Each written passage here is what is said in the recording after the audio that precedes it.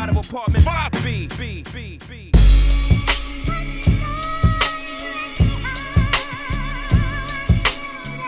You're now tuned into the Apartment 5B podcast, where we chop it up about hip-hop, R&B, sports, love and life. Hosted by Kill.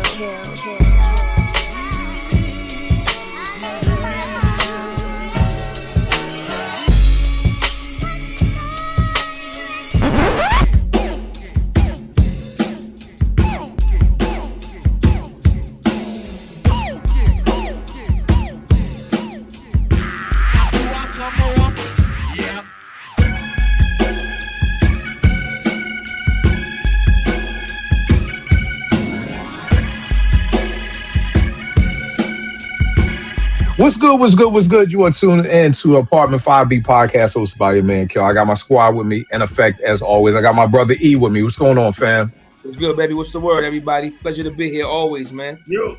No doubt. I got my brother Tone out in NC. What's going on, bro? You already know, man. What's good, fam? All right. I got my brother Vague out of BK. What's good, bro? I just watched Friday, so I feel you, bro. Well, y'all know me. Let's jump right into it. Last week, I posted the Jizz's Liquid Swords as what I was banging out to for my morning commute. And I was like, yo, like, to me, this is the manual of how to be an MC. You know what I mean? And got a lot of pickup. A lot of people was like, damn, I never thought about it like that. But shit, this is kind of like the manual. And it just had me thinking, like, okay, if your son, your daughter, your niece, your nephew, a young boy came to you and was like, yo, I want to be an MC, what 5 albums would you pass towards them to say, like, yo, you need to study these 5 albums to be an incredible MC? Then me and Naomi was watching The 5 Deadly Venoms, which is one of my favorite movies of all time. And it had me thinking, yo, what if it was kind of like on some old, yo, if these are your 5 attributes of an MC, say storytelling is one, which album would you be like, yo, you gotta go study this boy for storytelling? Or if you want to learn the Scorpion style, you need to go see this master. Or if you want to learn the Lizard style, you need to go see this boy over here. So I threw that out the boys. I don't know if y'all had time to do it or whatever. So whichever way y'all did it, it's all good. For me, I tried to pick apart the 5 attributes of an MC that I think is dope, and the album that I would send the young boy to to study that style. So that's what we're going to be chopping up about this week. I'm going to set this off. So for one of my attributes of a dope MC, one of the biggest things to me is storytelling. You know what I mean? And for that, I would send somebody to the great adventures of Slick Rick. You know what I mean? I know he's heralded as the greatest storyteller ever. You know, one of the dopest. I definitely think Rick is one of the dopest. I don't know if he's the best ever, but no disrespect. But he's one of the best ever. That's a fact for me. And I would send him there because I know everybody loves children's story, but the joint for me was The Moment I Feared. You know what I mean? Like that joint right there, that's like storytelling. You know, that's like, I know everybody, Blazer 50 and, I Gave You Power. Like, I love The Moment I Feared because it takes you through somebody's whole day. It's like, yo, I'm at work. Got off, hitting the club, got robbed, I'm in the park, the shorty, now I'm back at her crib, and now the dude. Like, it takes you through a whole day, and there's just so many quotables from Boogie Down was performing, and They Ain't No Joke, which KRS, which Preem used later to scratch for Out of Here. So just an incredible thing, and even the ad-libs in the song. I remember the first time I heard it, and it's like, yo, boy in the background, like, yo, what the fuck? Like, it was just everything. Like, it really felt like Vague. You always talk about Cube making it seem like a movie. Like, for me hearing this in 87, 88, I'm like, damn, like, yo, this is really like, and I don't know if it was the first time, but it may have been the first time, like, I was able to, like, just sit back and close my eyes and see everything that an MC was saying. You know what I mean? When that nigga's like, yo, I had to kindly pick myself and go back home on the train. And that's where I brought me a quart. And I sat on the park and I sat and I thought, you know what I mean? Like, I literally could see everything Rick was saying. And then, of course, you got children's story, the legend, the classic, teenage love. Just so for the storytelling attribute, I'm definitely sending them towards Slick Rick like that. What did you do it that way, or do you just have 5 whole albums that you feel like you did both? Let them go. Give me one of each. Give me one of each then. I kind of, I did it, to you broke it down to what do you want to study if you want to be a dope MC, right? Right. So the emphasis here is penmanship, right? So real quick for all the virgins out there, before I drop an album and you be like, oh, but the beats on Group Home, Living Proof are better. In advance, shut the fuck up. We talking about straight bars here, straight penmanship, all right? My first pick, I gotta go. This is the genesis. This is pretty much, in my opinion, the genesis of, elite MC. And I'm gonna go Eric B and Rakim Paid in Full, right? Because pretty much anything that comes after, this is the blueprint, right? Yep. Now, this is before my time, but unlike a lot of the children of now, I went back, I did my due diligence. I am very familiar with Paid in Full. So that's my first pick. Obviously, what Rakim was doing with the bars, it was like, when you coming off the Run DMC and all that, it was very simple. And, Rakim was doing the multis and he was doing the shit in between and game changing, right? I forgot who it was. I think it was Run that was saying DMC. He heard Rakim, he's like, yo, we're fucked.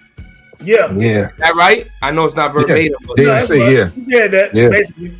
And, for somebody of that stature, Run DMC, obviously hip-hop icons, for them to say that is enough, right?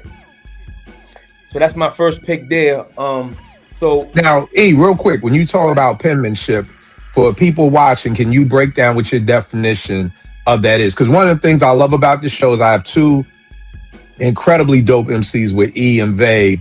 So like this is where I love to just sit back and kind of take a back seat and kind of almost interview y'all to kind of break down the attributes. Because again, I was just talking about this with shout out to my man Spence, who's on the pod. He drove down for the day to volunteer with my kids. He come down once a month from Delaware to volunteer with my kids. So shout out Spence for that. But we was just talking about like how I view things through a producer's eye versus a civilian eye. So like when you talk about penmanship as an MC, what define what that is for you? So penmanship, we talking about rhyming ability, right? Lyrical, what lyrical is subjective, right? You have people who say that Tupac is not lyrical, and I disagree with that because I feel like Tupac is not really technical, right? So when you're talking penmanship, I'm talking more technique. And again, lyrical subjective, right? Some people want to hear punchlines all day. Some people want to hear you use big words. Some people want you to paint a picture. And nobody's wrong. But when I talk about the penmanship, I'm talking about, rapping, right? I'll give you an example. You got the guys like, again, Tupac Shakur, DMX, Ja Rule, 50 Cent. A lot of the guys that had historic runs that connected with people in a way they wasn't, spitting like you wouldn't put them in a cipher and they're not the guys that's gonna be like, ooh, they might hold their own, but they're gonna get cooked by a lot of guys. You understand what I'm saying? Right. We're not talking about those guys. Those are incredible, and not to say they're not good MCs. They're great overall artists. They can rap. They do what they do very well.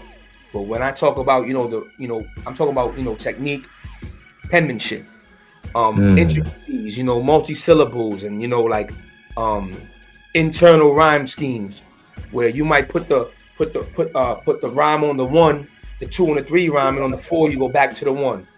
Just shit like that, where MCs use, and obviously punchlines and metaphors and all that stuff. So and again, like you always say, Kill always stresses storytelling, and I love it that you do that because that is a very important, in my opinion, chamber of MCing. So that's what I'm focusing on here. Okay.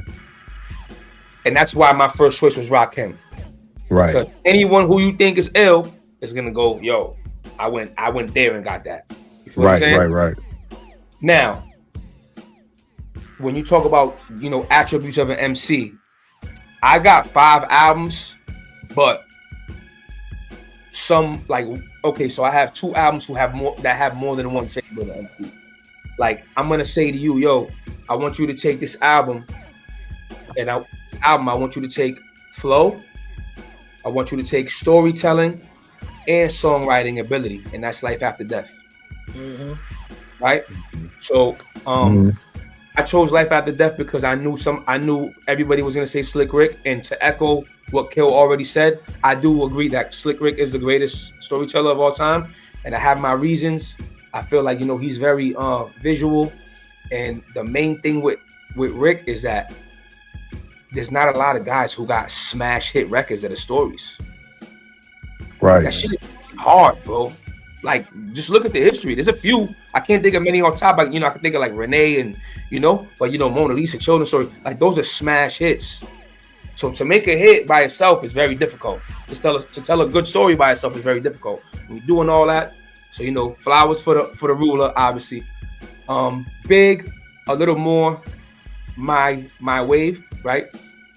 The reason I chose Big too was I feel he's a bit more cinematic. When you go to Life After Death and you listen to his Bleed, pretty much when you hear a story, a rapper tell a story, you know how it's gonna end, right? Big added suspense, somebody gotta die, nigga turn around holding his daughter. You wasn't expecting that first listen, right? Niggas bleed. Through all the excitement, their range got told. They double parked by Hydra. Put a twist on it, made it humorous. A lot of people can't do that, So storytelling, Biggie had that aspect locked down, especially on Life After Death. And you got story to tell. That was very, that's very ill. We can go all day. Then the flow, it's a very important attribute for an MC because, and the reason I pick Life After Death is because there's not one flow. It's always different, and I feel like that makes you better. You know what I'm saying? You have MCs who use the same cadence. There was guys like again, Tupac Shakur, Jadakiss, Mr. Cheeks. They rap the same on everything, and it was ill. But this is what separates, the real great ones. Big, it was never the same. It was never the same flow. It was always a different cadence, and he didn't have a particular style, right? So you got the storytelling, you got the flow, and songwriting ability, right? This is, I know, a lot of people we hip hop, ambassadors to the death and all that, but songwriting and hit making, it is an attribute of an MC. It's not easy because if it was, everybody would do it. And there's not one rapper walking the underground that doesn't want a hit record. I don't care what they say. They would love a hit record. So, those are 3 attributes in that one album. So that's a very important album. I think if you want to be an MC, if you want to be the Protean MC, the versatile MC, you got to study Big. Right. Nah, that's dope. That's dope. I agree 100%. Tone, what you got up for your first one, bro? And how did you do it? Did you do like these are 5 attributes, or you just did these 5 albums would be a dope? Yeah, I kind of did the 5 albums, but also when you had hit me, I kind of got a little bit of both too. So let me say this real quick, since you guys started talking about storytelling.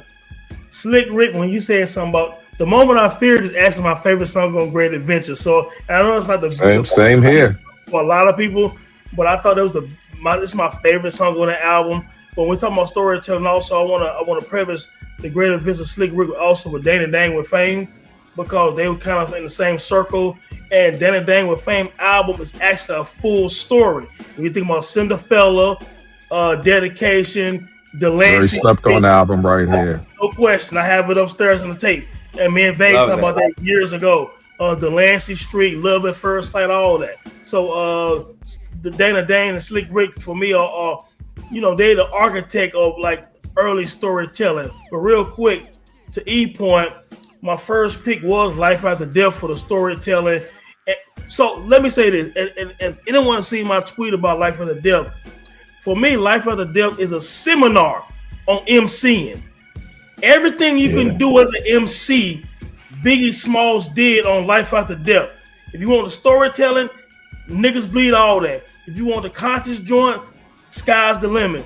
If you want some battle shit, My Downfall or Long Kiss. My down for a long kiss goodnight. Oh, kids, good Shit, night. Out kicking the the door, door. kicking the Good door, night. If kicking you the want, door. if you want some old school joint, you know what I'm saying? Like everything you want on the last days, you know what I'm saying? Like nobody, somebody kills you. You know what I'm saying? Like anything you can do. Bone Thugs, Notorious Thugs, where you gonna go to the Midwest type flavor and rhyme with them guys. And Busy and Crazy them went crazy on that track. Go back and listen now. I know one of the things is Big got busy on, he did. But go listen to Busy Bone and Crazy them on that fucking song. You know what I'm saying? It's nuts. So I mean, Biggie did everything you can do. Like if I'm gonna introduce a young cat, like, yo man, I'm trying to get into hip hop, you know what I'm saying? Like, do you recommend some? Yo, take this Life After Death double CD.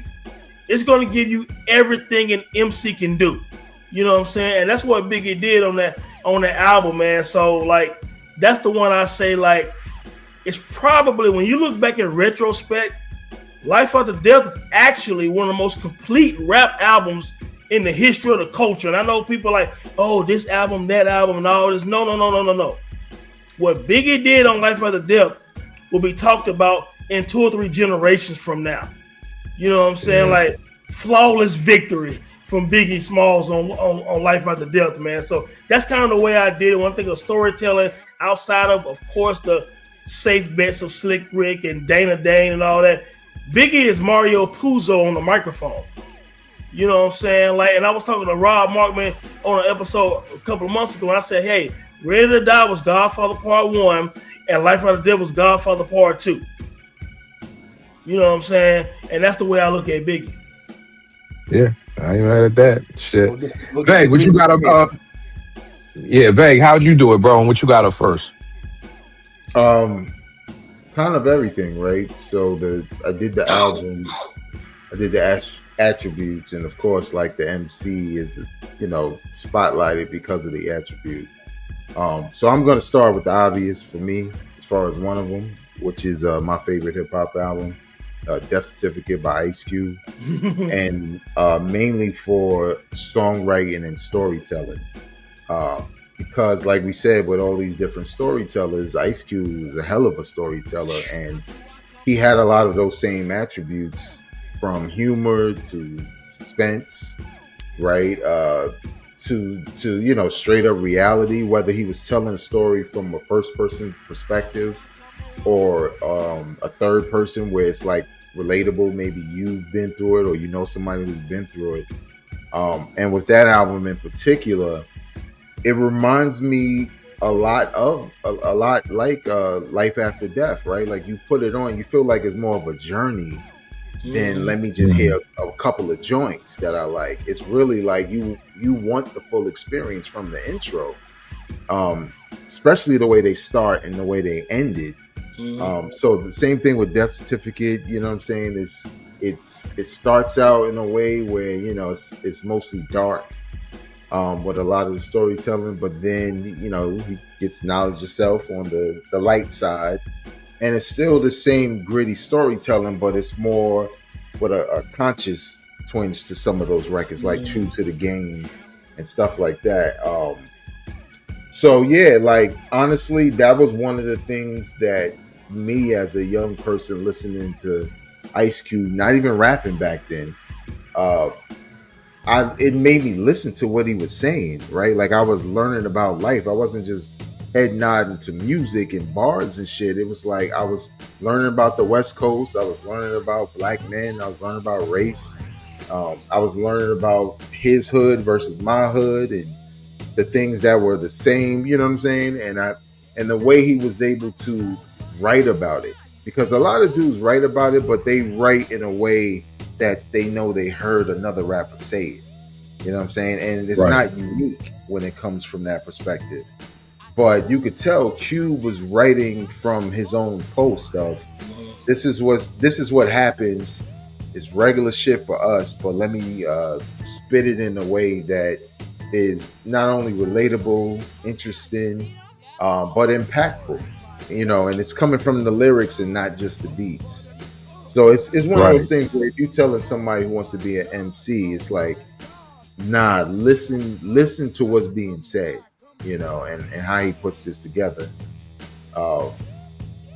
And yeah, I think I agree with the Slick Ricks and the Biggies and all of that, because they're all storytellers. But, you know, obviously, Death Certificate being my favorite, that would be the one I would choose, or one of them. Right. All right. That's dope. That's dope.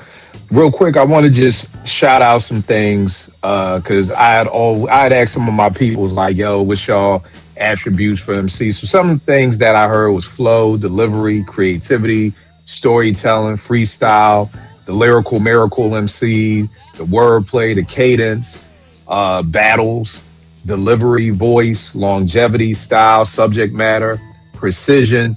I picked technician, and I feel like Royce is like that to me. Like, I feel like Royce is like this lyrical technician. I really don't know how to explain it, but it's just like when I hear Royce rhyme, I was listening to the Prime album, the first joint this week, and I'm just like, the way it's just so precise. Like, it's like every bar fits in perfectly.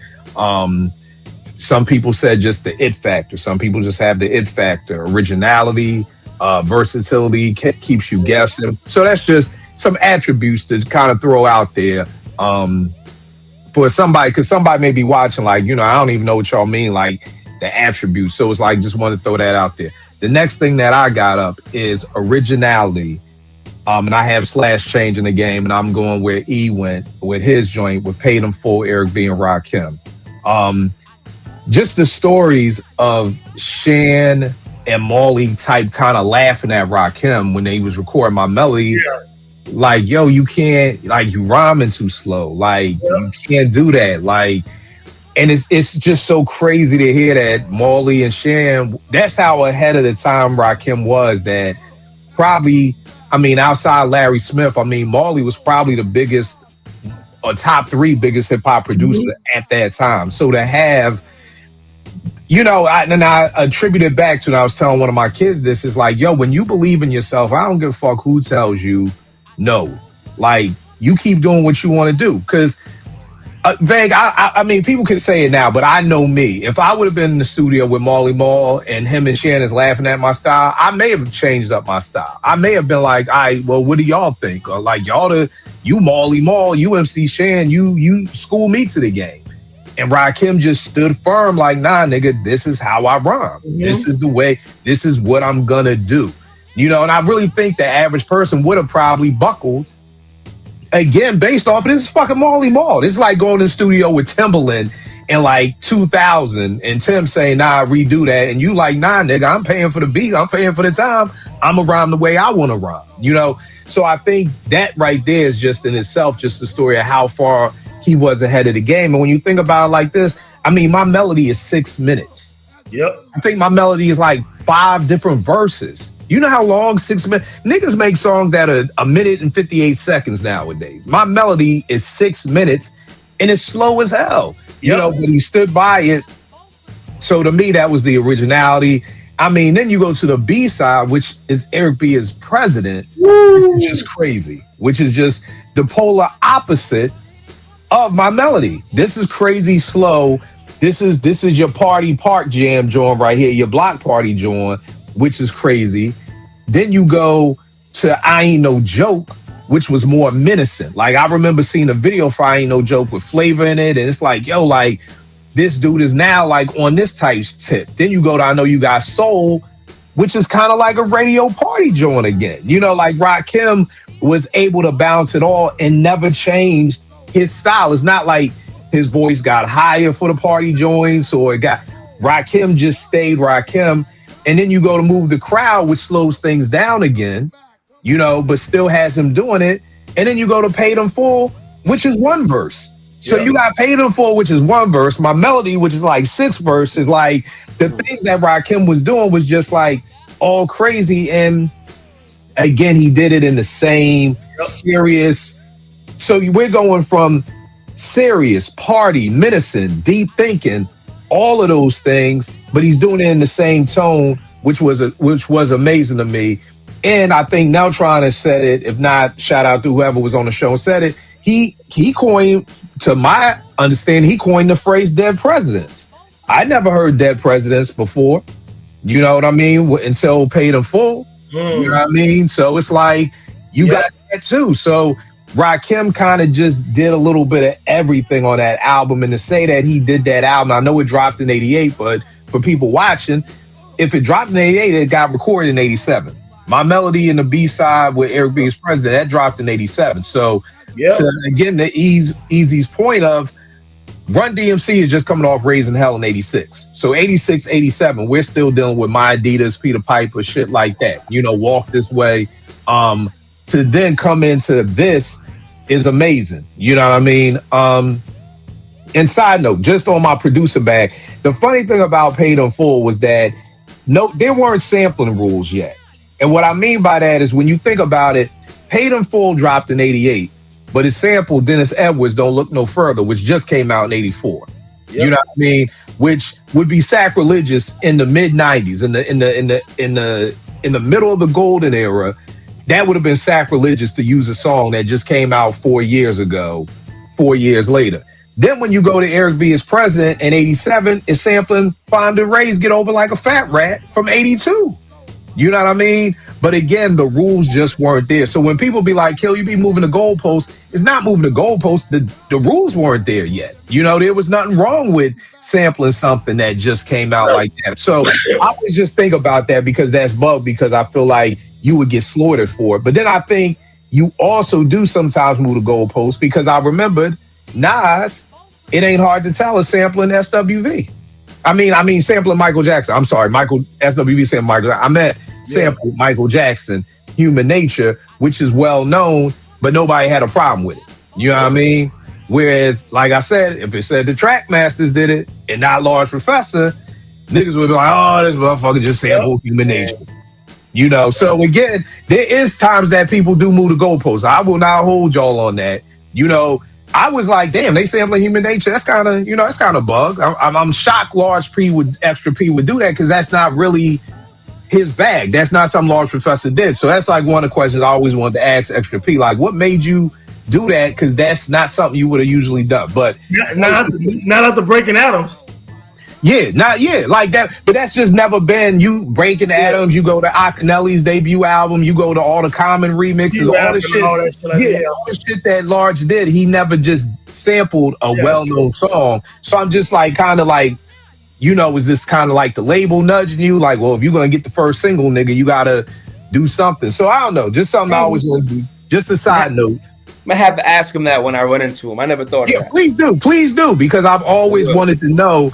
Like, this is probably the only time in that era of his career that you could just listen to a Large Professor beat and go, oh, that's that sample. You know what I mean? So always wanted to know that. Easy, what you got up next for your next joint? All right, so, you know, again, going back to the penmanship, just rhyming skills, just from an MC standpoint, high level rhyming. I'm going Eminem, the Marshall Mathers LP, right? I'm gonna say something. This is a very, you know, Eminem doesn't always get a fair shake. You know what I'm saying? Right, in my opinion, right? You know, you got all the opinions. Oh, if he was black, he's Pharoah Monch. Royce is better. Yada yada yada yada yada yada yada. I think people forget how gifted Eminem is, right? When you subtract content, you know, because a lot of times for guys like us, it's the content that we're not a huge fan of. You know what I'm saying? Right. Subtract that, and you listening to the way he's rhyming. There's not many that can do it like that, bro. Like, if you go back and I don't know when was the last time you heard this album, guys, but you go back and you hear it. The way he's bending words to make them rhyme is fucking crazy, bro. He fucking rhymes Britney's Garbage with Give Me Back My $16, like, and it's like fluidly. Like, yo, it's not like you have to have your mind gotta be like elsewhere, right? You know, like I said, we're sticking to. I mean, Marshall Mathers LP is an undisputed hip hop classic. Whether you like it or not, it is what it is. It's in stone. Right. It just is what it is. We can't change that. But you know, this is a clinic on rhyming, a fucking clinic, you know, and he goes with, you know, where the Slim Shady LP, he was fucking cooking there too, but I feel like he showed a little more in like, you know, different bags, almost like, you know, a la Big Life After Death. He was in like more different pockets and shit with the flows and all that, and you just can't front on it, man. If you could appreciate rhyming and technique, you got to take your hat off to that. So that's another one, you know, in regards to just the penmanship, right? Another, you know, MC attribute, another chamber of MCing. I went with being conceptual, right?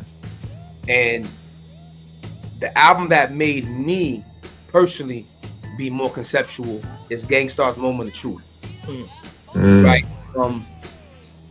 Guru on this album.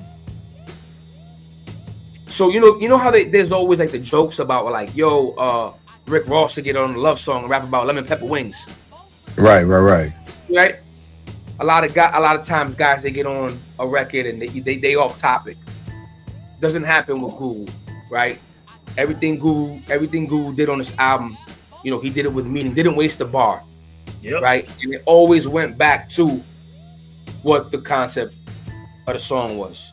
And you know, Robin Hood Theory, you know, and then you got Royalty, and then you got, you know, the JFK to LAX, man, a lot of different Moment of Truth, the title track, a lot of different concepts there. You know, he always got busy on the battle shit, you know, my steez, work, all that, but he's a very, very conceptual MC, and that was that's my pick. I feel like every MC should be conceptual, right? You don't want to be one dimensional. You don't want to be like, okay, so for instance, like I say, you don't want to be one dimensional with your cadence, like Big. You don't want to be one dimensional with your content, like Guru. Right. You know what I'm saying? No. That's a dope joint. Rel, what's good, fam? Rel, what's good, baby? Yo. Yeah. You low. Yeah, but you low. You almost home? Yeah, I'm almost like 7 minutes. Yeah, just log on when you get to the crib. All right. Yeah, and it's funny, bro. One of the things I wrote down that you were saying about M is I think M is such an MC's MC. You know what I mean? Like when people tell me they like M, I kind of already know you're an MC. You know what I mean? It's similar to, I always say M is like Dilla, because I know a lot of niggas that love hip hop and be like, yo, how Dilla ain't even in my top 10, Kill. How the fuck is that nigga your number one? And I'm like, it's understanding from a producer standpoint of what he does. And I think a lot of times M does so many things and makes it look easy. Like if you watch enough Steph Curry, you really will believe you can go out there and just pull up a half court and just, because it looks so easy. So it looks almost effortless. And I think that's what happens with M a lot, is that people forget that M is this incredible MC because it just comes so effortless. And like you said, E, maybe it's what he talks about, you know what I mean? But at the end of the day, like, I mean, I've heard all the jokes, you know, nobody's reaching for the aux cord and putting in no Eminem. Nobody's ever jumping in your whip like, yo, throw on that new Eminem, which could be true all day long. It doesn't take away that he's an incredible MC. You know what I mean? Like, those are two totally different things that we're talking about. So it's funny because the people who I know who really love M, who like not just are fans, are all MCs who really like fuck with M like that. So I feel you on that. Tone, what you got up next, bro? Before I go to mine, man, real quick, what he was saying about Eminem, if you go back and listen to that song "Kill You," you know what I'm saying? Like, people, look, there's a short list of people that can actually rap like Eminem. I know it ain't the proper thing to say, but Cool G Rap have talked about this. Jay-Z, Nas, Rakim, all these guys have talked about it. And I went back and forth with these guys before on Twitter about this. Look, everybody can't be wrong. Eminem is really that good, right? So, like, his wordplay, I mean, rapping is like a free throw to this guy. You know what I'm saying? He's an amazing lyricist. And like he said, it don't really matter what words he put together. He can put them shits together. You know what I'm saying? And most people can't put the shit together that he put together. He'd be like, damn, that shit is ill. It's wild, but it's ill. You know what I'm saying? Like, so shout out to Eminem for that. Marshall Mathers LP is an amazing album. I want to say something real quick about Dilla, real quick, Kill, because ironically enough, I watched the interview today with Havoc and Pete Rock, a new interview from like this week, and Pete Rock said he was working on Faking Jacks, and Q-Tip came to the studio and said, "Man, listen to this damn tape." And he like, "Who the hell is that?" He like, "That's this dude named Dilla from Detroit." And Pete Rock was like, "We all done, dog. What the hell is this shit?" And so Pete Rock said the way Dilla chopped, when he finally met Dilla, went to his house for a week, he said, "Bro, the way Dilla chopped, I never heard that before." You know what I'm saying? Like, I never heard it. Q-Tip, all these guys was like, the way Dilla made beats, nobody made beats like that. You know what I'm saying? So I want to say that because I know Kill always shout out to Jay Dilla, man, and Jay Dilla was really that amazing and really that great, man. So I just wanted to say that because I saw that interview today with Havoc and Pete Rock on Havoc new podcast. I mean, I think the thing with that is just, again, people don't know. You know what I mean? Like, it's just the intricacies of what he does. And Dilla was one of those producers. I think when we did the Dilla show a while ago, years ago, a lot of people was like tweeting to me like, "Yo, I had no idea Dilla did all these songs." Like, you didn't know, and you may not know what it took to make those songs. You know what I mean? Which is the other crazy part. But what you got up next, Tone? So when I think about an MC, and I like variety. I like MCs who get in a lot of different bags, whether it's flows or subject matter or whatever. So I looked at, and people know I love Mos Def Black on Both Sides album, because at the beginning of the album, he said, like, you know, people ask me, like, what's going on with hip hop? He's like, what's going on in the community? What's going on with us is what's going on with hip hop. You know what I'm saying? And then when you look at what Mos Def did when it came to conscious joints, you know what I'm saying? He got the Umi and all that. When it comes to just spitting, he got the Brooklyn joint. When it comes to like consciousness, he got the New World Order and all this stuff like that. And then when it comes to street shit, he got the Got. You know what I'm saying? Or just some hip hop shit, he got the song Hip Hop. You know what I'm saying? Like, Mos Def cover when it comes to variety of an MC and talent and showing every ability of an MC. He gave you everything on Black on Both Sides, man. Like, it's a seminal album to me. I honestly and the hit made a hit too. Underground Cat made a hit. Miss Fat Booty. Miss Fat Booty when it comes to the love of the chicks. You know what I'm saying? We know LL got like lounging and all that. Well, you know, mostly got to East Point. Most of them got his version of that with Miss Fat Booty that rocked in the clubs, rocked on the radio station. Yeah, it's a hit. Whatever. That's so a hit. Absolutely, it's a hit. So like Mos Def, I always say is one of the most naturally gifted MCs of all time. Rapping is a free throw to him. It's so easy to him that he got bored and started back acting again and doing other shit, whether it's 16 blocks or the other joint. He's a doctor and all that. Like, you know, if it's a new young cat and like, yo, you want to learn about hip hop, put this variety on that Mos Def showed on Black on Both Sides, man, and it's everything, multiple flows, multiple subject matter. You know what I'm saying?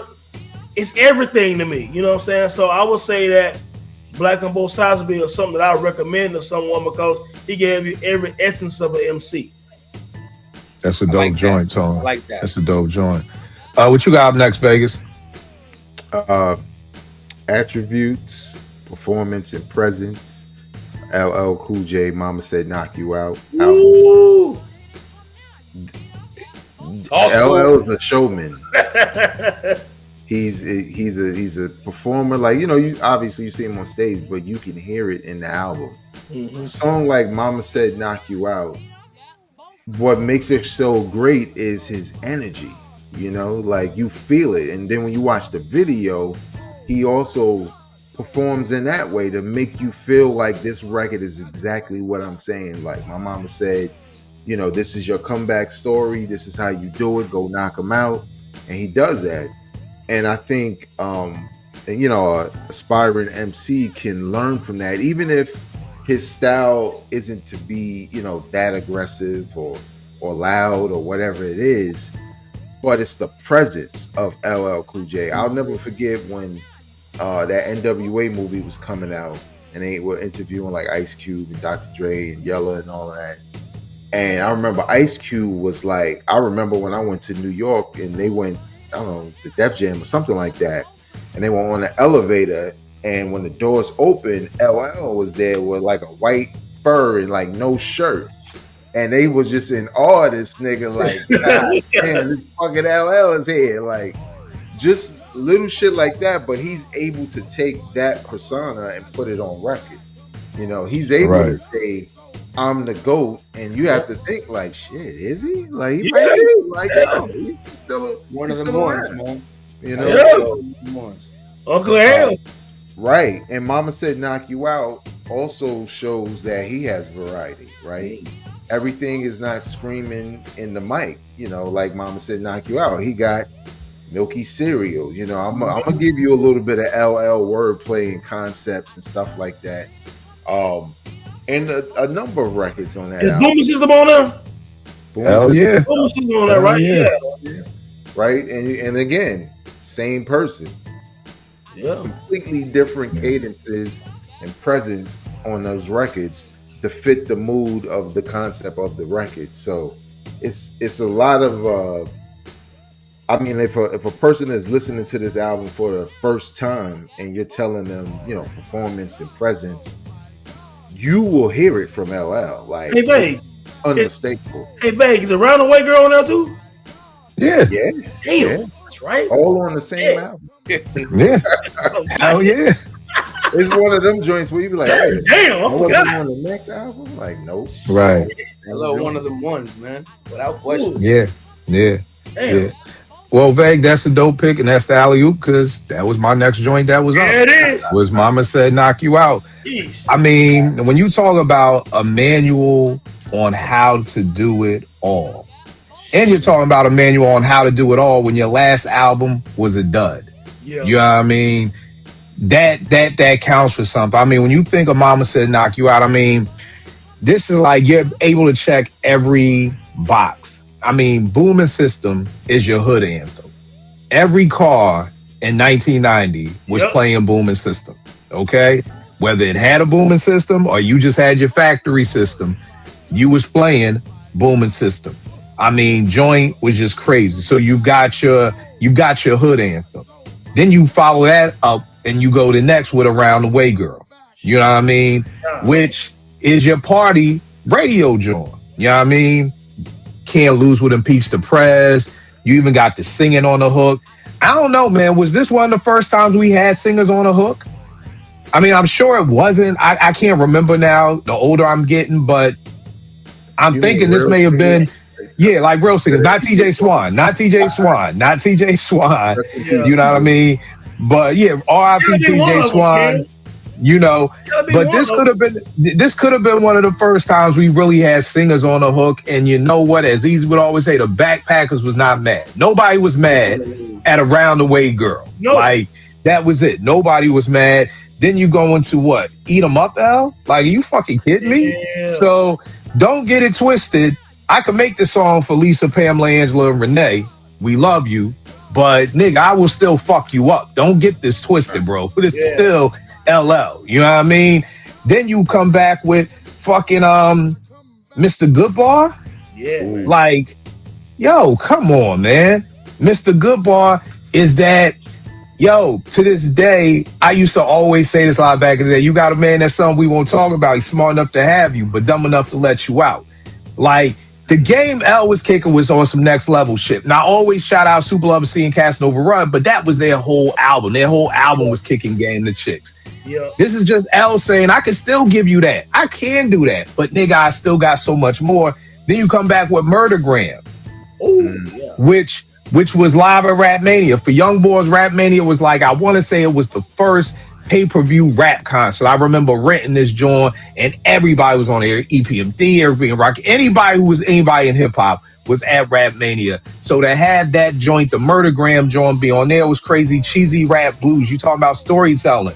You talking about this man going from being LL to having nothing. It was funny because this is one of the first times, too, I ever heard, because when they keep doing the Cars Ride By with the Booming System and Booming Systems, I'm like, yo, the first time I heard Booming System, because people watching, it was the first single. And I'm like, yo, when did LL ever say Cars Ride By with the Booming System? Like, I'm scratching my head. Then I hear the album and he says it's on Cheesy Rap Blues. So I'm like, this is like one of the first times a nigga took something that he sampled from the damn near future to put it on a joint. Cause I'm like scratching my head like, yo, when the fuck did this nigga say booming system? Yep. So that's crazy. Mama said knock you out. Like we always say, it was the crossover without crossing over. You know what I mean? Joint was hard as hell. If you watch somewhere on YouTube, you got the Marley Marl breaking down how he made Mama Said Knock You Out.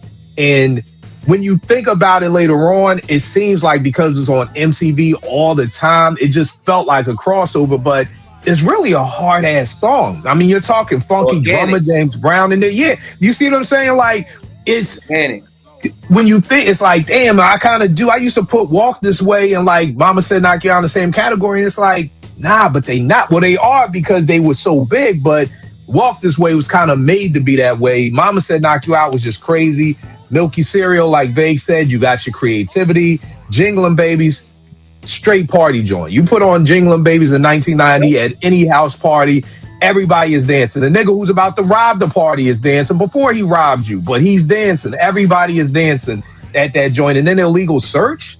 Like, now we're going to talk about the cops. Now we're going to talk about how y'all be fucking with us black people like that, which was really prevalent big time, especially with niggas in the 90s with their cars, with tinted windows, with beepers and all that shit. So again, just a masterpiece. This just hit it all. And for me, this was the versatility category for me because I love an MC who's versatile. So to me, this was my pick for like versatility, like a nigga who could do it all.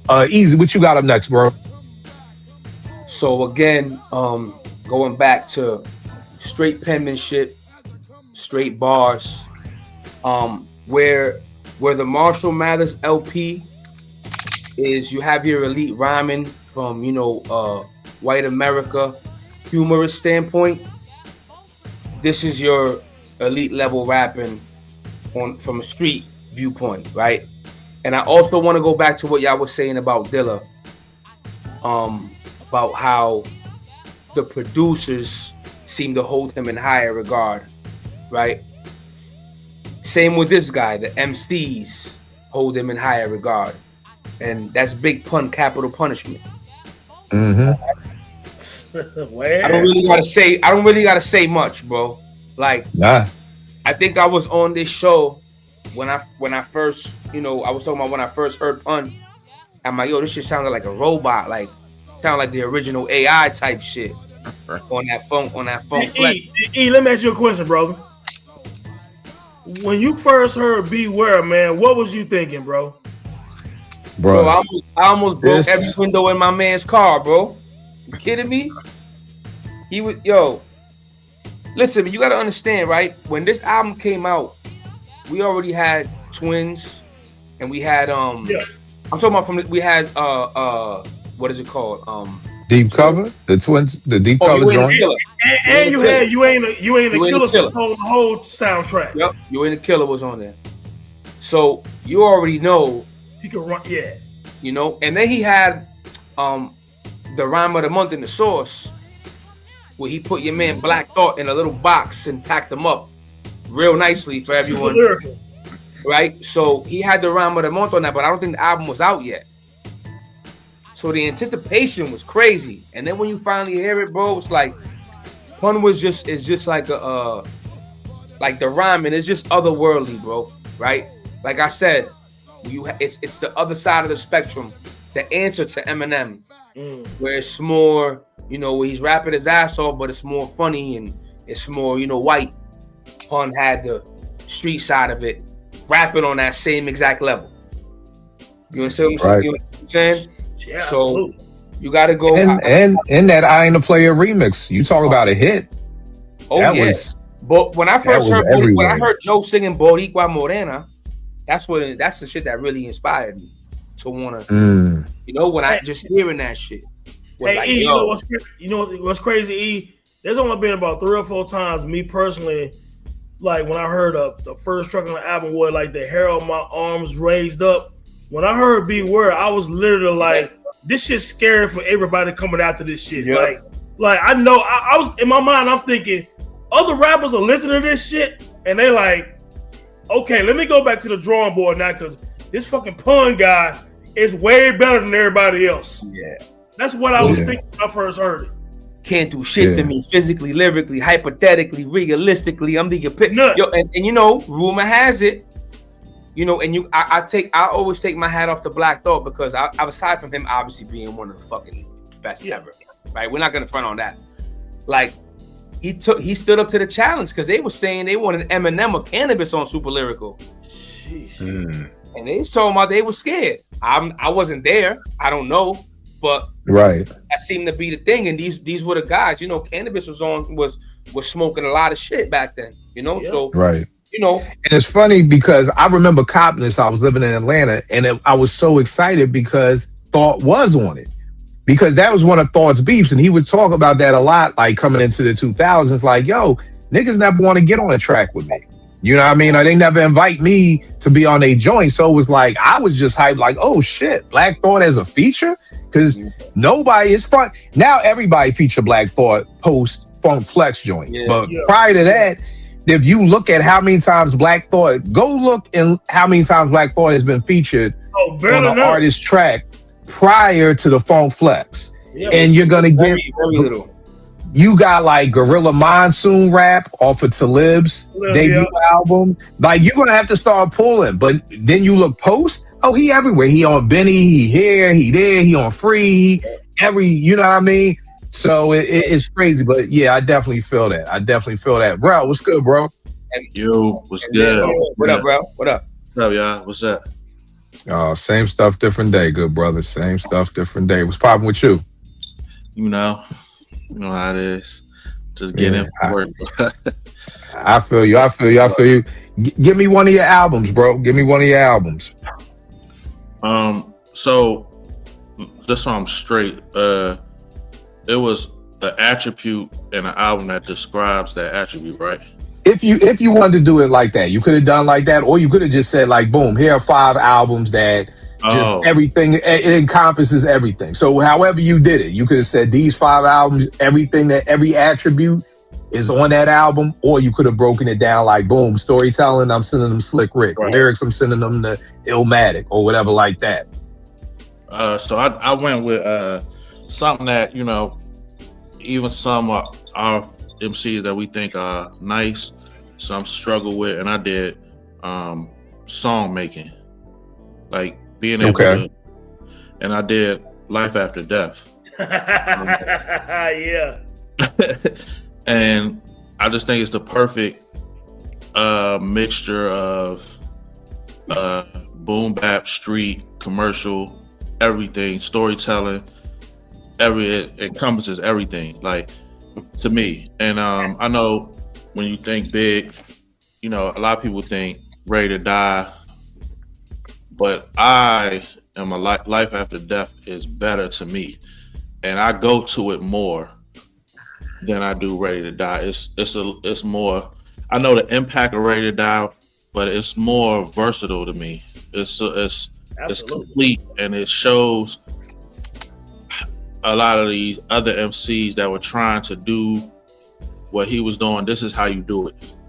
This is how you rap over this and it sound dope. This is how you flow over it. You know what I'm saying? So I think song making and just making a complete project with songs that cover all the aspects, I think Life After Death. All right. No doubt. Tone, what you got up next, bro? Hey, real quick, Ray, before you got here, man, we all agree exactly what you're talking about, man. Like, Biggie was a fucking MC professor on Life After Death, man. So just piggybacking off what you said, man, like, he left nothing on the table. And I'm going to say this real quick. Sorry, Kill. Like, Life After Death was so good to me that I always fantasize about what the fuck was Biggie going to do after Life After Death. I always thought about the album after that was going to be the greatest album in hip-hop history. I always said this for the last 20 plus years. I say, man, the trajectory that Biggie was on, then you hear about the shit he did with Tracy Lee, the shit he did on for Victory, on No Way Out and all that. I'm like, if this is where he's going, the album After Life After Death might be the greatest album in hip-hop history. I always thought that. But anyway, as I digress. Can I add one more thing about that? About Life that we didn't mention? I feel like it's the most, specifically in New York, it's the most copied album. After Life After Death drop, like you could just go to like J Volume 2, or no, not even that, Volume 1, and Nas I Am, right? If you want to stick with the great, they just tried to do what Life After Death did, the fast flow and the story shit, and like it was the same formula, and it just like everybody in New York tried doing it. Go ahead. And you know what? It also go into Blueprint 2 and Streets Disciple. You know what I'm saying? Like Absolutely, Biggie, the doubles, all of that. You know what I'm saying? But yeah, so for mine, when I think of concepts, I go to Good Kid, Mad City with Kendrick Lamar, because I was listening to that shit the other day on one of my commutes. And I'm gonna tell you, when I got to the last track, I was like, I really went on a journey with the young dude from Compton, for K-Dot from Compton. You talking about Backstreet, the freestyle shit, Black Boy Fly, Mad City, Sing About Me. If you follow me on Twitter, anybody listening, watching this episode, I've always said Sing About Me is one of the greatest rap songs ever written. It's fucking brilliant.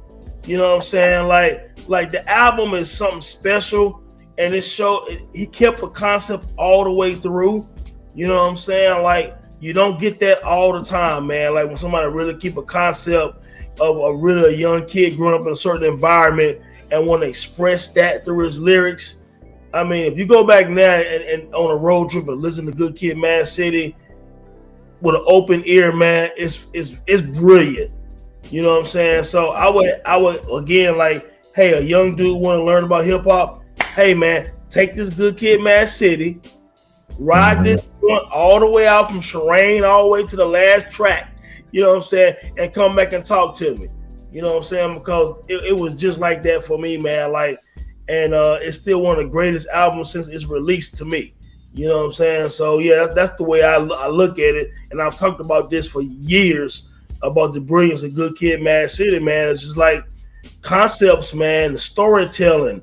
You know what I'm saying? The vulnerability, the incorporating like your childhood and your parents. Like, it's even skits with his mom and dad per se on the album. You know what I'm saying? Like, even when you think of Black Boy Fly, when he's talking about remembering the game with the mixtapes and seeing the game, or remembering going to high school with Aaron Aflalo, and like we all in high school bullshit, and this kid is making all A's in class and going to basketball practice, and then this nigga in the NBA, and we sitting back like smoking and trying to learn how to rap, and this nigga in the NBA because he took his high school years more serious than we did. Like, it's just so many jewels in the damn album, man. But yeah, man, Good Kid, Mad City, man, concept. Nah, that's it right there. That's what. Veg, what you got up next, bro? The attribute is Pocket, and it's an album we mentioned earlier. But Eric B. and Rakim paid in full. A lot of what we said earlier about, you know, Rakim really laying the foundation for a style of rapping that would become commonplace going forward. Like you said, rappers like Shan that was used to rapping in an old school way couldn't see it. And what I really like about that, with Rakim sticking to his guns with his flow, is the fact that when he says where it comes from, it makes a lot of sense that it was deep to him because he's a big jazz fan. Yep. He wanted to be John Coltrane. So when he was writing raps, he wrote his raps the way John Coltrane wrote music. Mm-hmm. And to me, that's crazy because we rap like him, not knowing that we're sort of like John Coltrane. Like, he's an inspiration to our flows. And I could see that because even when you look at, I think it was in his book, but like how he wrote his rhymes, that shit look like music sheets. Yeah. Like most of us, you know, we'll just write them joints out in whatever way, you know, maybe off the margin or whatever. His joint, all the punctuations and lines and circles, and this is how he wrote his rhymes, and he placed them within the beat the same way when you're creating music, because John Coltrane was his inspiration. So when I think about Pocket, I don't think most cats put their rhymes together in that way to be in Pocket.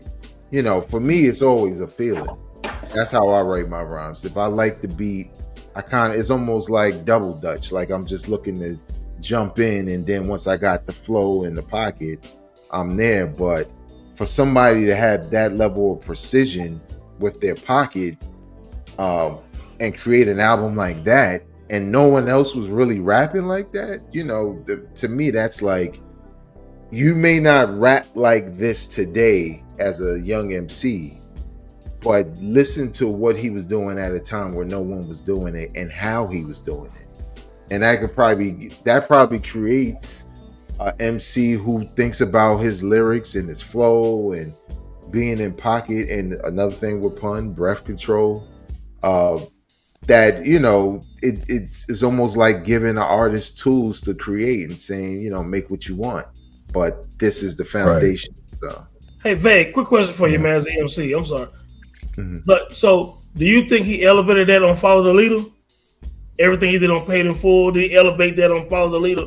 I think so. Yeah, I was just curious because I know you and E rhymes and shit in the real too. I was just curious how y'all think about like the way he did on. Because when I heard Follow the Leader, I was like, damn, this shit kind of like Paid in Full on steroids a little bit. You know what I'm saying? Like, shit.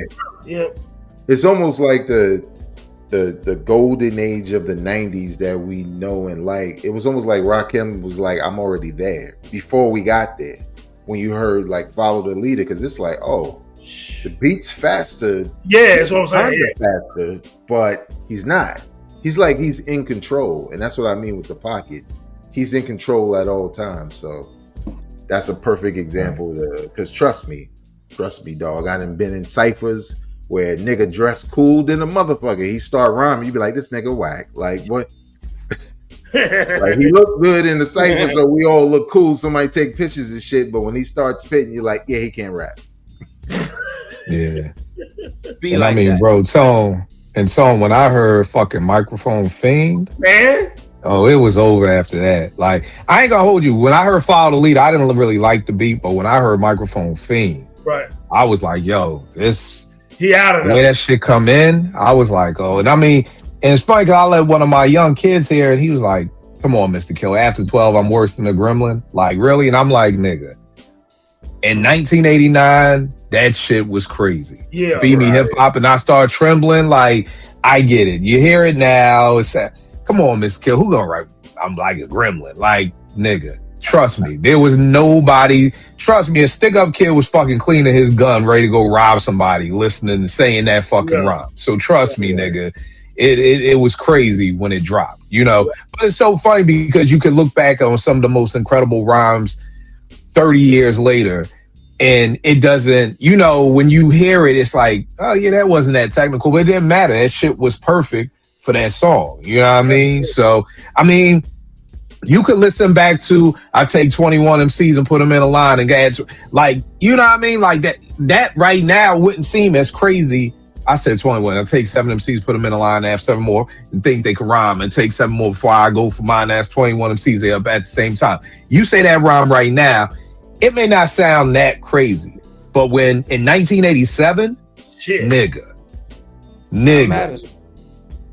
yeah, 87. That's 20. Now that's 21 MCs ain't up at the same time. Easy does it, do it easy. Like that was everything. Like that was everything. That was You talk about brain explosion emoji. Like, you know, now I know 20, 30 years later, we've seen what people are doing now, but it was crazy. Rel, what's up, like, man? Sometimes, and you know, I get it, their kids, because to them all of that shit was old. It, like, every time I say 19 anything, my kids was like, oh, you was a slave? Like, nigga, it's only 1989. Like, what are you talking about? But I think what they need to realize is, like, when they hear Rakim say that, just pull up Curtis Blow right next to it and say, this guy was the shit. Yeah. Or what sounds a little bit more advanced than the other. Right. You know? So yeah. That's why with my kids, I always send people back 2 years before whatever I want you to hear. So if I want you to hear Rakim in 87, I'm gonna send you back to 85 with the Fat Boys. Or like you said, send you back to 85 with Curtis Blow. Like, listen to that shit first. Now come, like, because if you just come off of listening Kendrick Lamar and hear that, you gonna be like, come on, Mr. Kill, you bugging, man. Like, this nigga Kendrick Lamar better than this nigga Rakim. You gotta start him in the past, like, yo, play basketball, then play fucking my melody. You know what I mean? Or, you know, play, you know what I mean? No disrespect. Like, I love King of Rock. Like, play King of Rock and then go fucking play, like, I Know You Got Soul. And you're going to see the difference. You know what I mean? Not even 2 years. It's not even 2 years apart. You know what I'm saying? Right. That's what I'm saying. That's what I'm saying. When me and Veg did that episode one time on a battle with Busy B and Kool Moe Dee in the Harlem World, if you think about it, this the same night. Listen to the way Busy B is rhyming, and then when Kool Moe Dee take the damn mic and rhyme, you be like, oh, it's a changing of the guard. You know what I'm saying? Yeah. Like, you can already see that Kool Moe Dee was like 5 years ahead of fucking Busy B. You know what I'm saying? So even before Run DMC and LL and all these people and Melly Mel and all that, the way Kool Moe Dee was rapping, even doing the Treacherous 3 time, he left Busy B and everybody in that era way in the damn dust. You know what I'm saying? It's crazy if you go back right now and listen to that. It's the same night, they on the same stage, and you like, one is Bob did whatever, and one dude is chop. He like, damn, Moe Dee nice as fuck. You know what I'm saying? Like, and it was. Right. And I think it was one of those things because back in the day, being an MC, you was just there for the DJ. Like, you weren't even the main headliner. Like, niggas came to see Flash. Nobody came to see Cowboy. Nobody, you know what I mean? You was coming for the DJ. The MC was just there, which is why you had Eric B. and Rakim, Jazzy Jeff and the Fresh Prince. That's why so many of those groups from the mid-'80s had the DJ's name first, because the DJ was the main draw. And Busy B, I just don't think... Yeah, you know, Busy B just didn't get the memo. Like, oh, we really rhyming. Like, yo, I thought we was just doing the party. Like, what's your zodiac sign, my nigga? Like, that's what I thought we was getting down. Well, I didn't get the memo that we playing like this now. You know what I mean? Like, it'd be like a boy like... Yo, it's like Steve Kerr, like, oh shit, I didn't know I could shoot threes from half court. Like, that's what we doing now? Like, oh, okay. Like, I would have, you know, the old NBA, you would have got pulled out of game with half the shots these niggas take now. You know what I mean? But it's cool now. But bro, what you got up next for another one for yours? I did Vulnerability, and I did Ryan from Royce. Yeah, very dope. And I mean, before this album, I didn't really know a lot about him. You know what I'm saying? I knew he was nice, but like this album, first of all, this album was classic to me. Like, it was crazy. But it also kind of, for me, like, kind of gave me more insight into who he really was. Because I knew who he was, and I knew he was nice, but I didn't know much about him. You know what I'm saying? Like, and it kind of was one of them things, like, it kind of humanizes the artist, and it kind of, that can help you. Like, if I was talking to a young MC, like, yo, let the people in on who you are at some point, you know what I'm saying? Because that kind of humanizes you, and it kind of opens you up to an audience that you might not have had beforehand. Like, because a lot of us can relate to what he was going through with his dad. I know it almost mirrored my situation with my father, you know what I'm saying? So, like, you know what I mean? So, like, the vulnerability and just the opening yourself up to the audience, talking to a MC coming up, that would be one of the examples I would use is the Book of Ryan from Royce. Yeah, very, very dope album, man. 5 Mic classic for me, man. And it really, again, I always talk about, and I'm not taking shots at Black Thought, but you said Book of Ryan. And the thing is like, it was Book of Ryan, it was Fonte, No News is Good News, or No News, whatever that shit's called. And then Black Thought, his first joint with Knife. And I was like, damn, like, these are your contemporaries, and Thought, you sound like you just left Hot 97. You still just barring niggas for 5 straight songs. Whereas you got Fonte, who is talking about black men and their health and getting divorced and getting remarried and burying your father. And then you got Royce, who dropped like the same time, like you just said, Rel, sharing all this stuff, you know, about himself, but still barring you, like, still putting in work.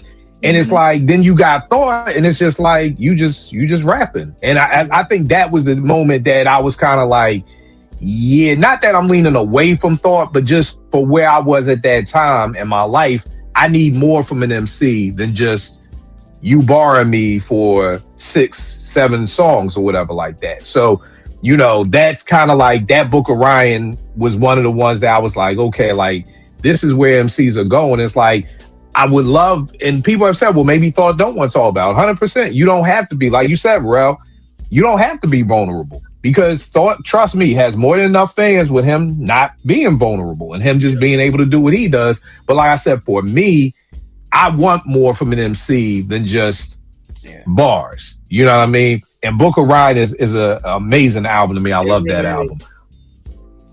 And it's funny, I was thinking about the joint Caterpillar on there because M is on that joint and M and Royce are going back and forth. Like M is so I think a lot of times people be like, oh yeah, but M fell off. M still got bars. Like, you know what I mean? Like, don't get it twisted. I've seen all the jokes on Twitter and IG of with how Eminem raps and all that, but like you said, E, just a very dope MC. I mean, we might as well keep the party going with Life After Death. It was on mine too. I'll say one thing about what you just said though, about Eminem. I don't want to go too far off, but like, yo, I don't know what y'all might have talked about it before I was on here about Eminem. Like, yo, he brought up the Marshall Mathers LP. Okay, so I know people say whatever. This dude, I would just tell you, go listen to. And this is one of the later songs, a song called Stay Wide Awake. It's an Eminem song. And the subject matter is crazy because he's kind of talking like a serial killer. But the flow and the wordplay on this song is some of the best I ever heard in my life. Like go listen to Stay Wide Awake and listen to how he structures his bars and how he flows and how he rhymes like 9 syllables in a row. Like, just listen, it's crazy. He's fantastic, man. Yeah, like he is. You will never like.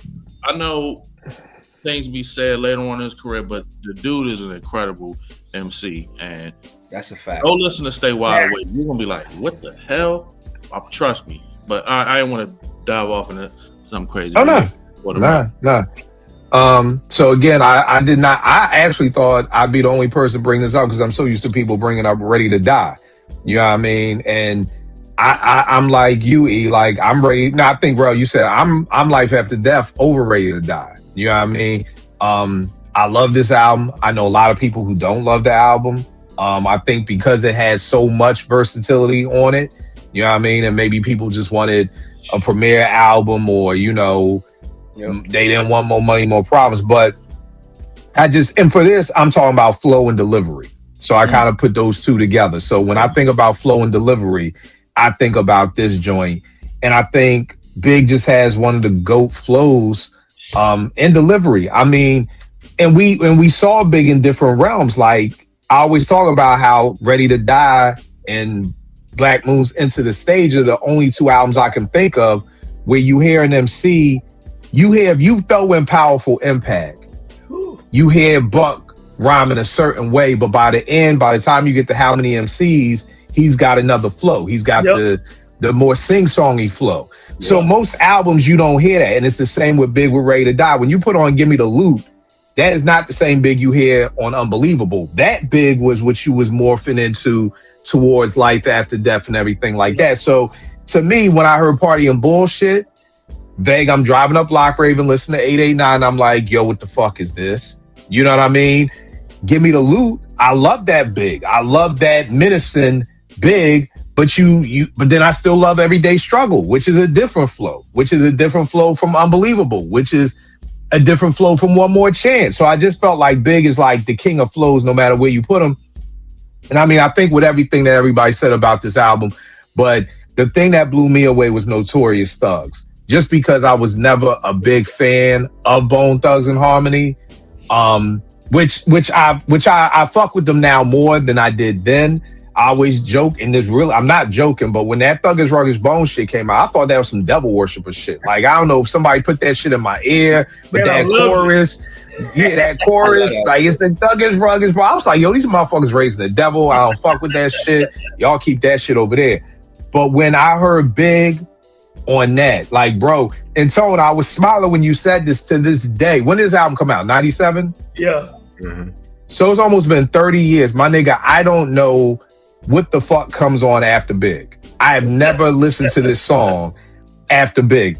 I just go to the next song. I've never heard it. Tonight, I'm going to listen to the whole fucking song. Please do, dog. Yeah. Because I was so blown away by Big, I just kept going back. And y'all see, this is, for people watching, this is at 97. This is CDs. There was no streaming. So I had to keep hitting the back button on the CD player, and eventually I just went to the next song. Yeah. So in 30 years, almost 30 years, I've never heard what comes on after this.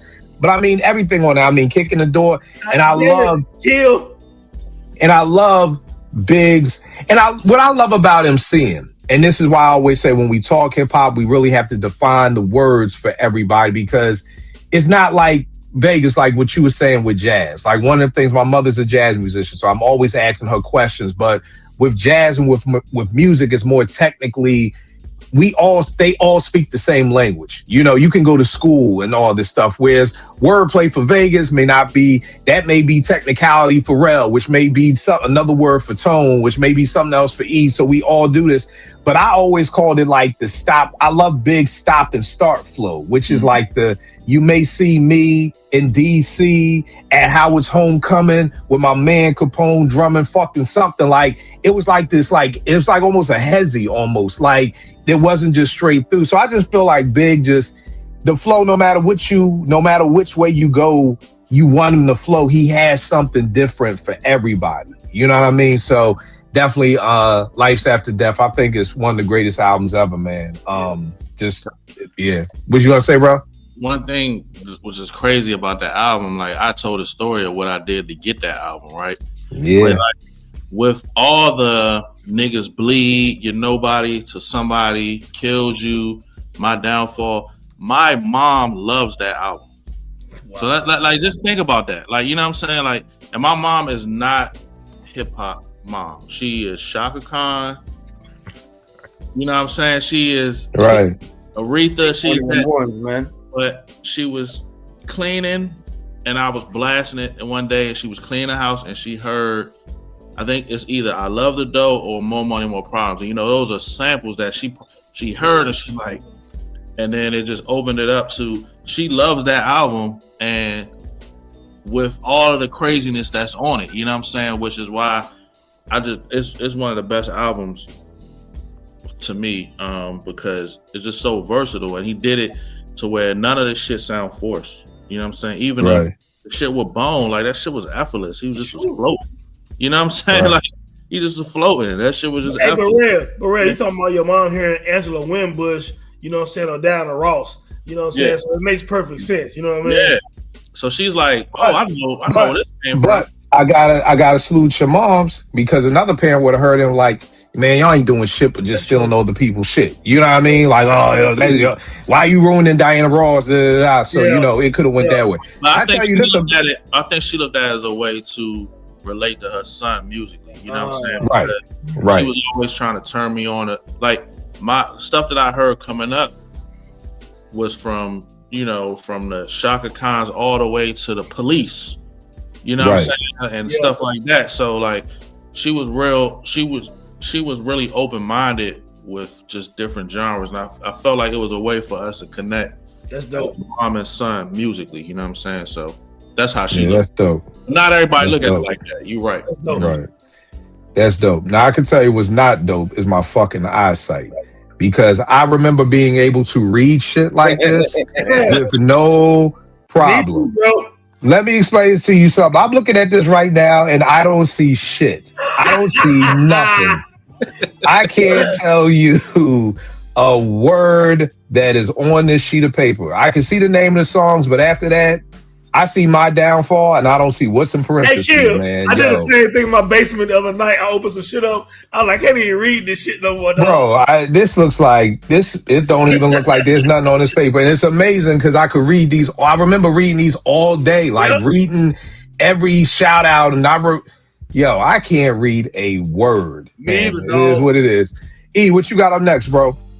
I just want to point out how, I don't know if y'all noticed, how in tune the entire panel is with the Life After Death. Rel, before you hopped on, I broke down my MC attributes, and I had 3 attributes for Life After Death. It was storytelling, flow, and songwriting. Tone picked storytelling for Life After Death. You picked songwriting for Life After Death, and Kill picked flow. Isn't that crazy? That's crazy. How with that shit? That's wild. I had to point that out. So again, straight penmanship. I'm going with Jay-Z, Reasonable Doubt. The rhyming on this album is just flawless. It's next level. We don't have to talk too much about it. Just the way everything was put together, the way where he put just the wordplay, where he put the metaphors, conceptually, brilliant as well, considering where he was coming from. It doesn't get much better, man. It doesn't get much better. I don't really gotta say much about Reasonable Doubt as far as the bars.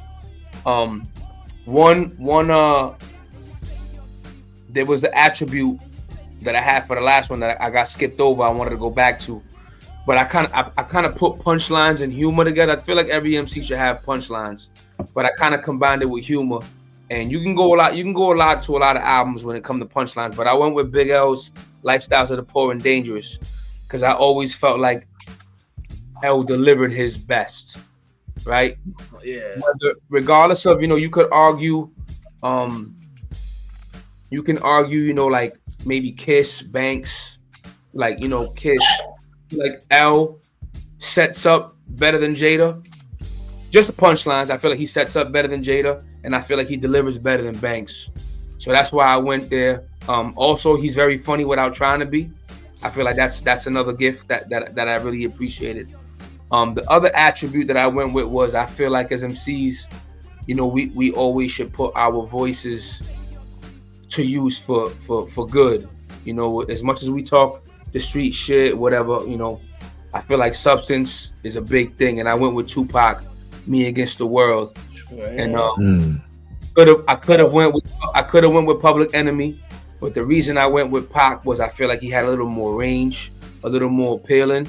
So if you're an aspiring artist, you might want to be, obviously held in that type of regard. So I went with that album. Pac was also very conceptual. He was very conceptual when he wanted to be, and I feel like this is his best album. I don't think that's a popular opinion. I feel like this is his best album. I feel like he touched on a lot of shit, and a lot of shit with meaning. So Many Tears, Lord Knows, Dear Mama. I feel like he put his voice to use, and one of the negatives. He did a lot of good music with Death Row. He put out 2 classics with Death Row. I'm not mad at it, but I feel like one of the negatives was that he strayed away from that. He didn't stray away from it completely, but I feel like he leaned into it more before the Death Row shit. And once he got over there, it's like, all right, I'm gonna shoot shit up every chance I could. So yeah, always put your voice to use for something good. Yeah, that's the album I'm going with. Now I love how you said that, and I also wrote down what you said earlier about Tupac is not technical. And I think that's where I've always, because me and Tone are going back and forth where I'm like, Pac ain't lyrical, and Tone's like, he is lyrical. I think you breaking it down like that is, he's not technical. You know what I mean? But this is what I just mean why I think hip hop can cause so much confusion, because we all have a different definition for the same word. Right. You know what I mean? So when you said that, I'm like, that's what it is. Yeah. So it's not that he's not lyrical.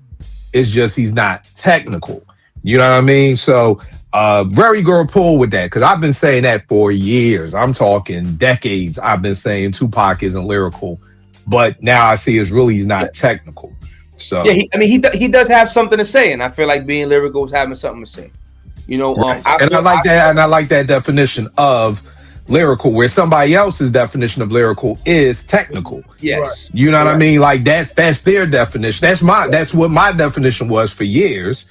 Yeah. So like I love the fact that you said this. Why people watch is why I always say y'all can't tell me y'all don't learn something new. I mean, I've said this all along when people like watch your podcast.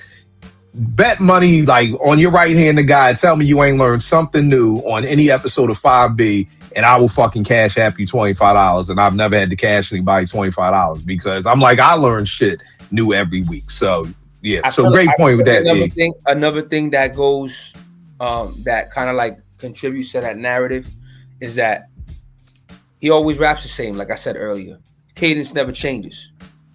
Right. And second of all, it's not his. It's that's Scarface's. So, you know, I feel like people hear that and they be like, he ain't really doing much for me. You know what I'm saying? I feel like, you know, there's this big misconception because there's a lot of dudes that do and don't say shit. Don't say nothing. Don't connect. Eminem been doing it recently, right?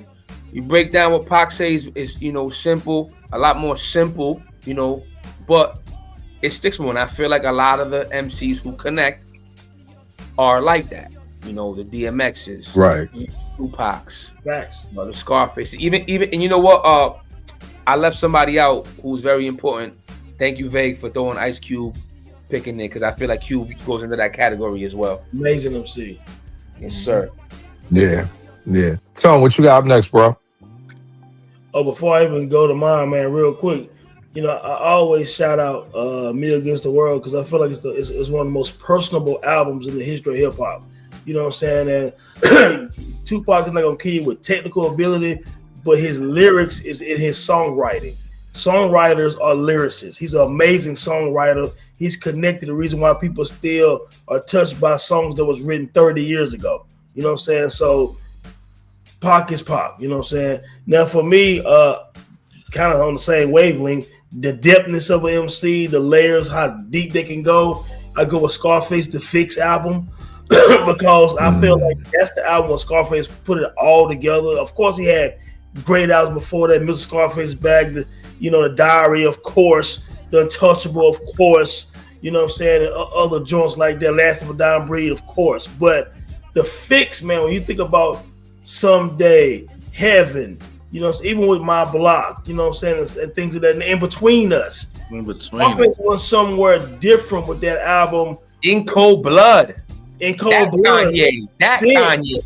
Sick. You talking about gangster spiritualism. You know what I'm saying? If there's such a thing. You know what I'm saying? Like, Scarface took you to the church and to the block. You know what I'm saying? And he did it without forcing. It was natural. You know what I'm saying? It was never trying to do too much. Scarface knew his lane. Another lyrical MC without being overly rapidy rap technical. He doesn't need that. Because you feel Fix, right. You know what I'm saying? And man, the Fix was just, you know, if someone want to ask me, hey, what's another album I can listen to, man, that's going to give me a little bit of everything? You know what I'm saying? Solid flow, storytelling, you know what I'm saying? Spirituality, you know what I'm saying? All of that stuff, man. Like, it's a great album. And me being in North Carolina, it's a perfect album for like down south as well, you know what I'm saying? But they also had an East Coast vibe to it as well, you know? But man, Scarface I think he touched on everything on the Fix and left nothing on the table, man. So, yeah, the depthness of the Fix, man, the spirituality is where I want to go with it because I feel like at the end of the day, everyone black has spirituality in them. You know what I'm saying? So when you can express that without being preachy to a degree, it works. And people just feel that. So that's where I go with the Fix. My favorite Fix album. That's dope. Yeah. That's dope. Vague, what you got up next, bro? All right, the attributes are clarity, enunciation, something new, clips, like God saw them out. Oh, okay. It's one of the things that really stood out for me. I'm like, damn, like they're putting so much into every word. And you hear it, right? That's why like that first record is so impactful because like the beat doesn't do too much, so you are forced to listen to them.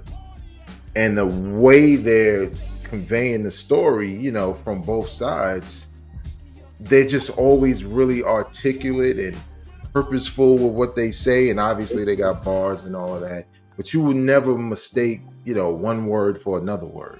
You know exactly what they're saying. And then, you know, the next record comes on and the same care is there, but now it's time to get busy. You know what I'm saying?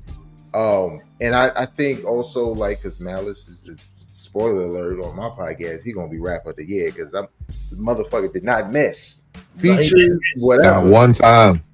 Not they one time. brought that to everything they did, right? They on Bob Deep album, you still get that same thing.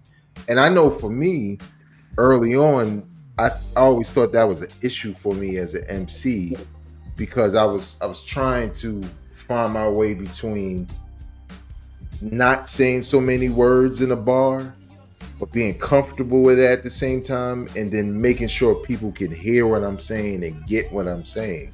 You know what I'm saying? And after a while, for me, it was like, you know, when people say, "Oh, you're trying to find your voice," but they never tell you how to fucking find your voice, right? Like, Right. but that's what it is. It's like, it goes back to that level of confidence and precision and penmanship, like Easy was saying. But not a lot of people are able to spit it like that. That's why, like with Twista, if you listen, like if he sounds too fast at first, if you listen, you be like, "Damn, every word is clear though." Like if you really listen, every word is clear, and that's a skill in itself that a lot of people aren't capable of doing or handling, you know, as MCs, and some great MCs aren't as good. So yeah, let God sort them out. You know, again, different tempos of beats, subject matter. You can never say that they aren't clear in what they say, and it takes a lot of effort to put that much expression on words and stay in the pocket and still sound interesting, you know. So That's a dope pick. Rel, what you got up? I have Substance. Kind of like what Easy was talking about. And I got 2 albums for that. I got It Takes a Nation, and I have America's Most Wanted from Ice Cube. And they attack it in similar ways, more similar than we realize. You know what I'm saying? If I was, you know, when you gave me the subject, I'm thinking if I'm talking to a MC a young guy trying to, I'm like, yo, what do you stand for? What are you passionate about? Like, what do you have to say that's important? What impact are you gonna make with the words you say? Are you just gonna just say shit, or are you gonna have some substance? You know what I'm saying? And like, to me, one of the best songs ever is Black Steel in the Hour K. Like, that's one of the best songs ever.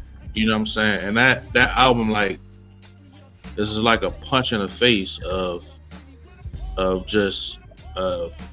social awareness, and it's not like, and it's not subtle. It's just like, even with the way it sounds, the beats, Chuck's voice is just like a punch in the face, and it's like saying something. Like, and then with Cube, you know, Cube was more political than people really understand, like on some of his songs. You know what I'm saying? So for me, those songs those albums are the ones where I'm like, if I was given an example, like, yo, like, what are you saying that has some meaning? What are you saying that someone's going to sit back and have somebody think about? Or what are you saying that's going to have some relevancy on what's going on in the world today and stuff like that?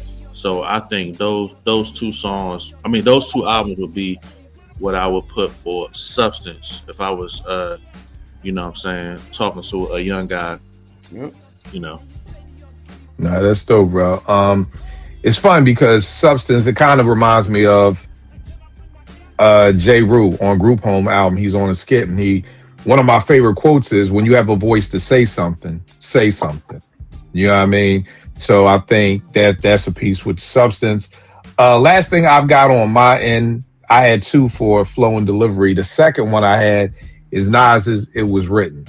You know, I know Illmatic is the go-to, but the older I get, man, for years I was like, well, when I want to hear Nas, I go to It Was Written first. I ain't saying it's better than Illmatic. And I'm not even, at 51, my brain, I'm toasted, y'all. I don't even have the time to try to figure that out anymore. I'll just say I love It Was Written.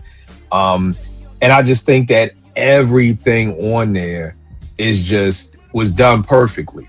You know what I mean? I'll be one of the first people to admit I hated If I Ruled the World, But after I got past just looping up Friends, like Nas is spitting on that joint. Like, you know what I mean? Like, he's spitting on it, you know, and for years I couldn't hear it because it was just like, man, this nigga rhyming over Friends by Houdini.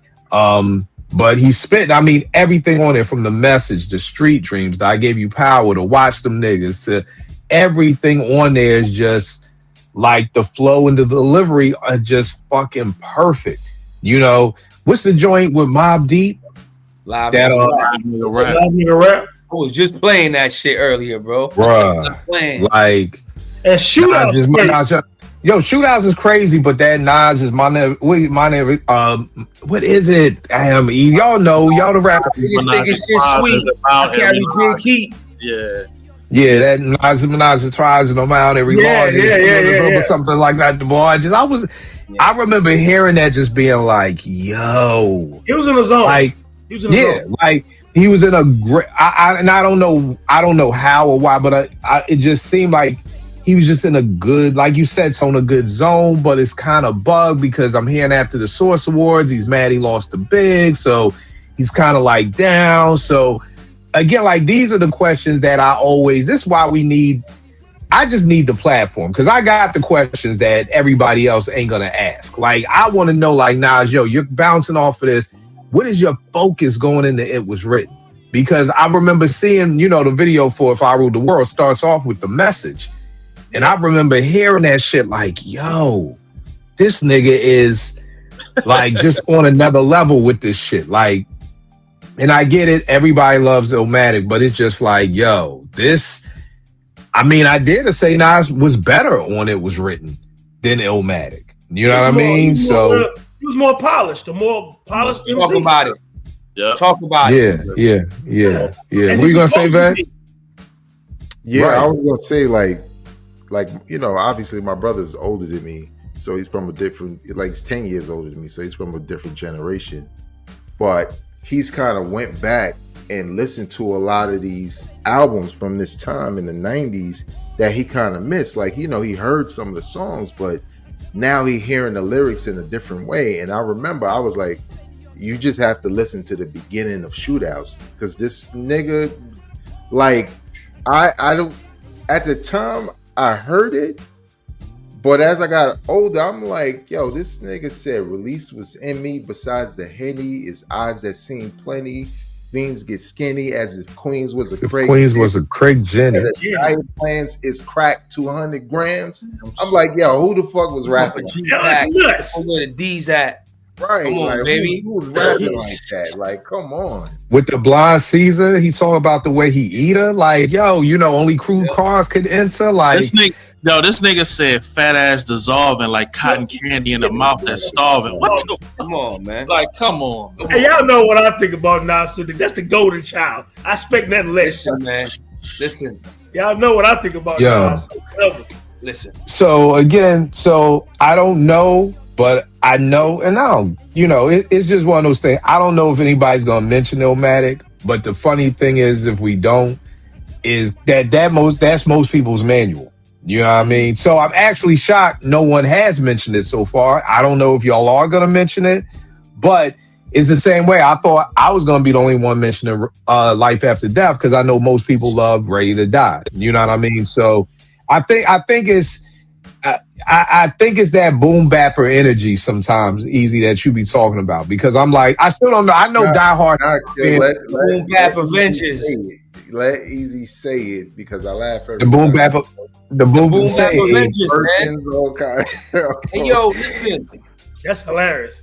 Matter of fact, Kill finish, because we're gonna get there. Go ahead. Nah, because I was gonna say, like, I know die hard hip hop niggas who do not like It Was Written, and it's one of those things where I seldomly ever use the word hate, because y'all know I hate it when people are like, oh, you just hate. I really feel like if you don't like Illmatic, I mean, It Was Written, and I said the same thing for Aquemini, you just hating. Hey, kid. Like, what's up? It's really haters, bro. You remember we used to always say, Kill, if certain people saw the track listing and you switched out same beats now, but switched out the name of those producers, because people keep forgetting.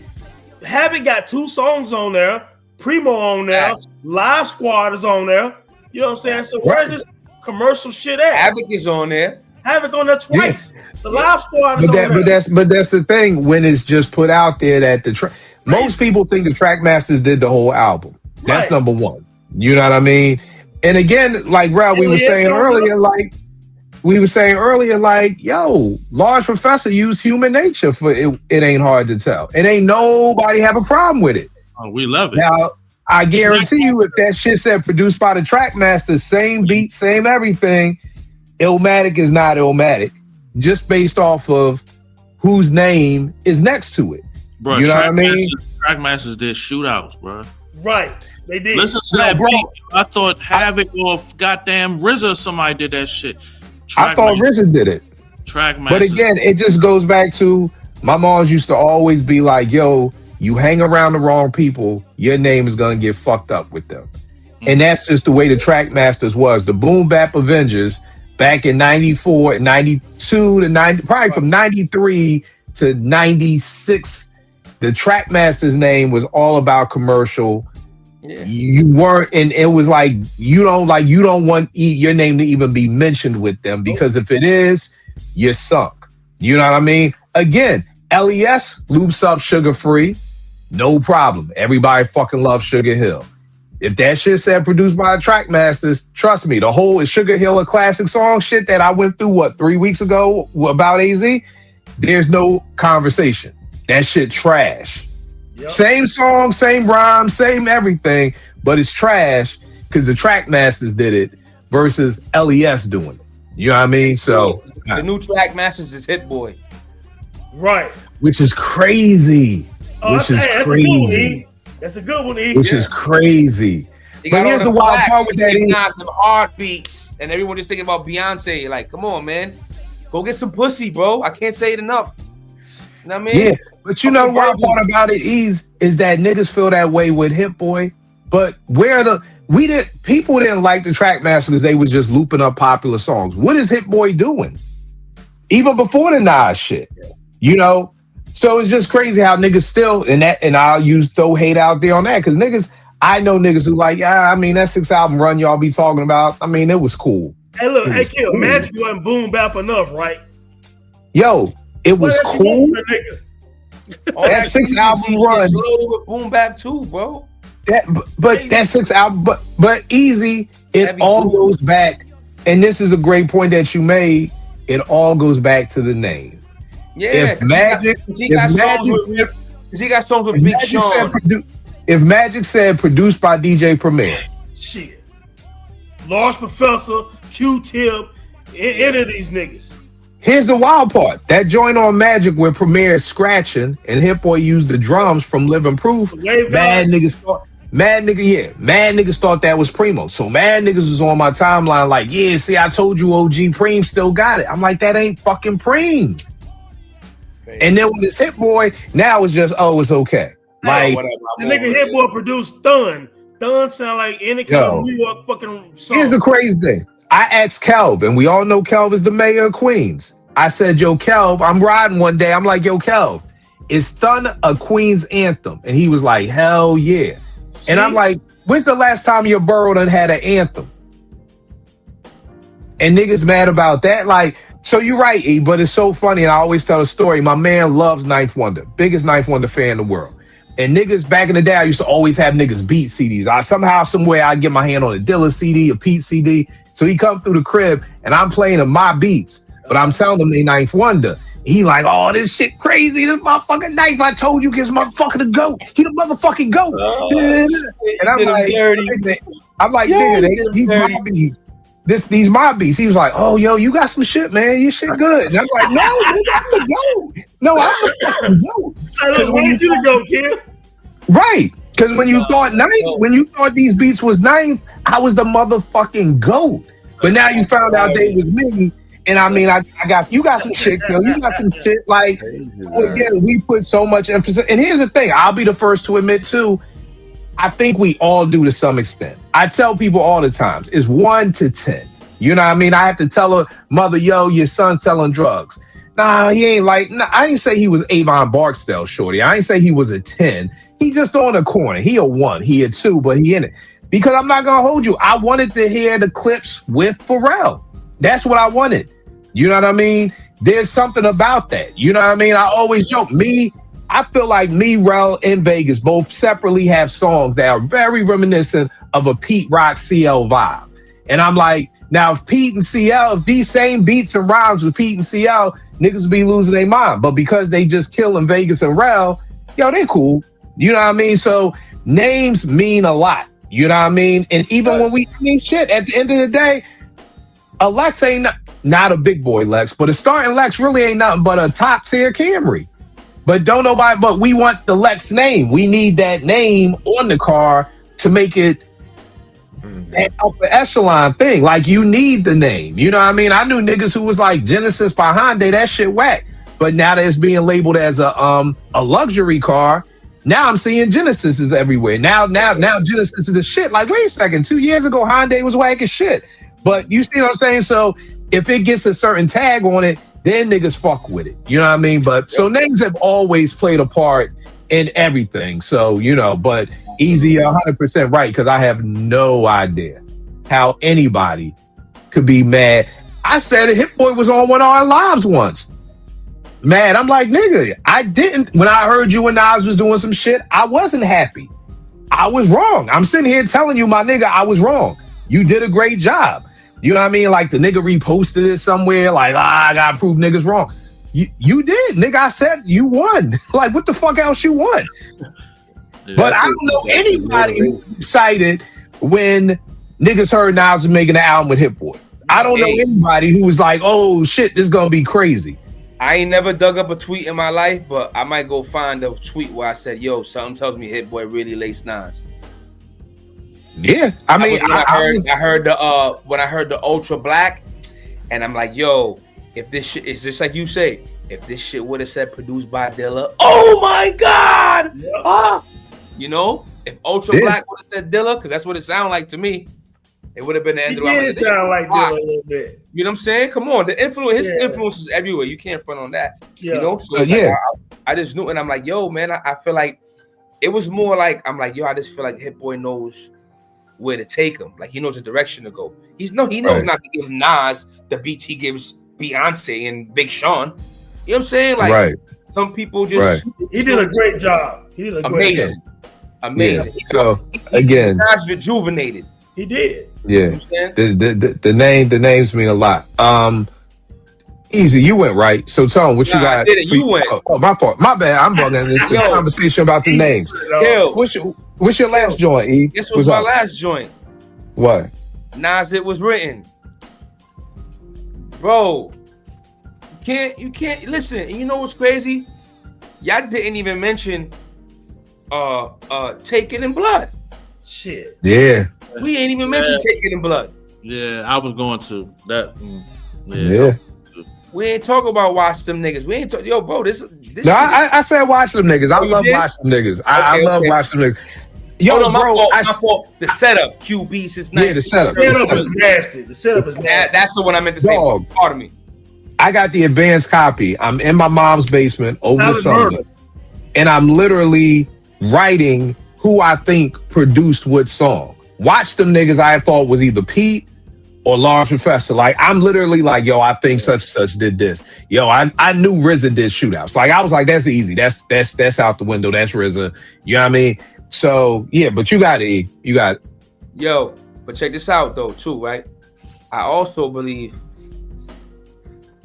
what album you like more is, you know, whatever. There's no wrong answer, right? But I do feel like the rapping on It Was Written is better. Mm-hmm. Yeah. Never forget, yo, Term and I. Shout out my brother Term.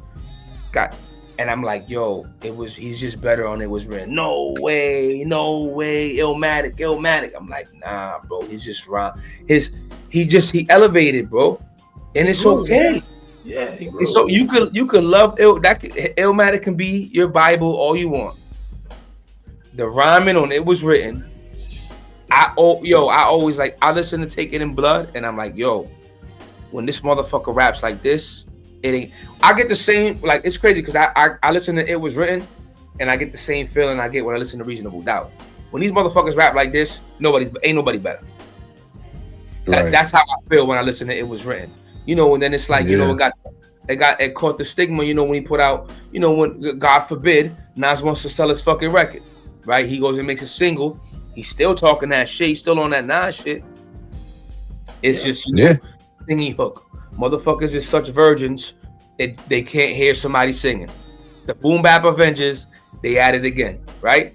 This man is uplifting black women, and they trashed him because somebody sang on it. I love that song. Come on, bro. He's smoking that shit. Black Girl Officer is a great song. And it's crazy because I listened to that shit recently, and just a little skit in the beginning, the girls. Mm-hmm. With the real ones popping that Cristal, not that white song. That shit applies right now, bro. It makes perfect sense now. That shit applies right now more than ever.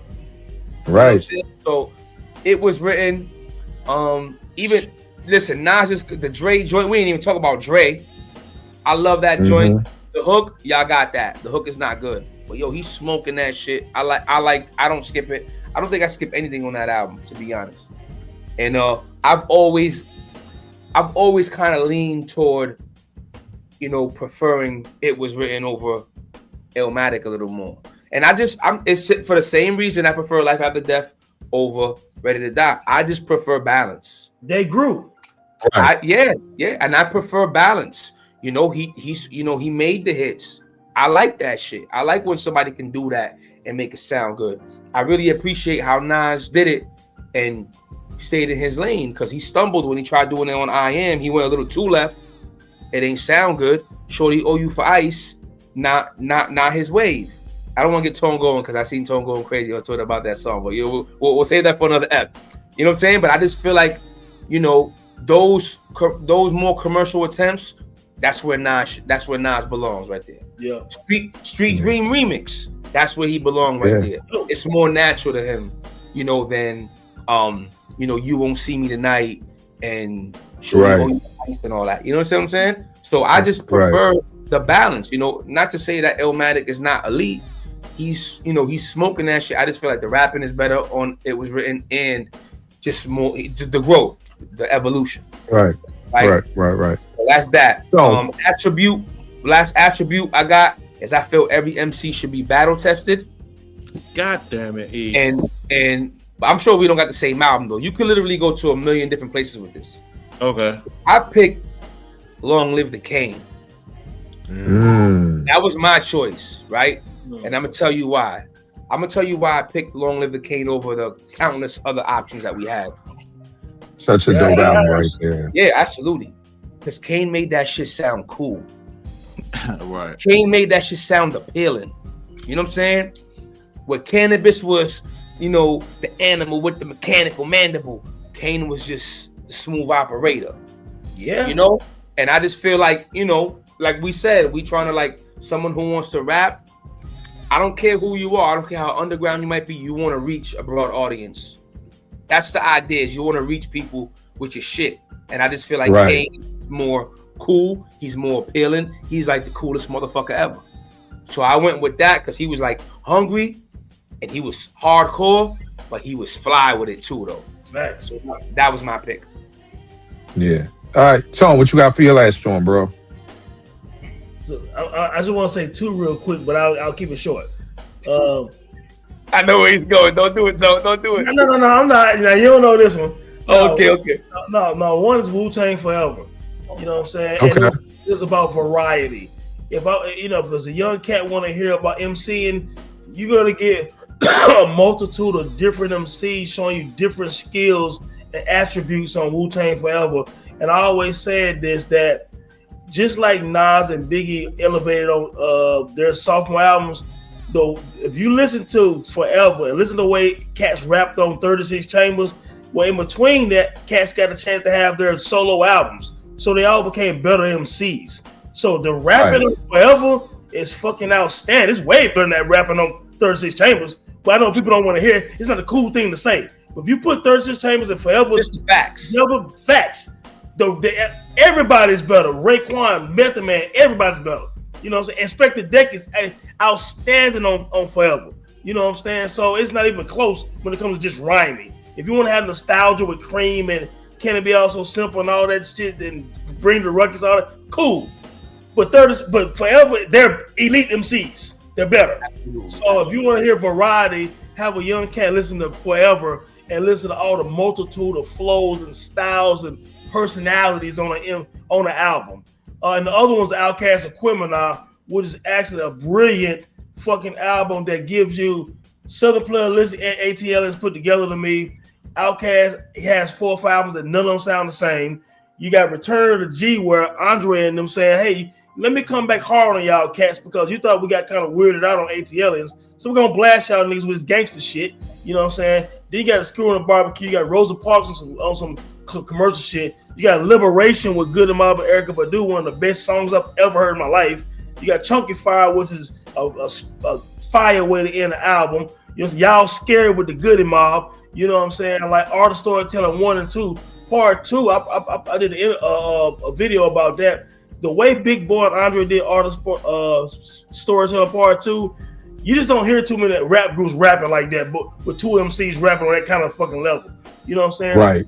Aquemini is just a brilliant album, like a De La Soul is Dead album, where some people, you might not get it the first time, but if you go back now with an open mind and listen to Aquemini, you'll be hard pressed to find 2 minute rap albums to me that's better.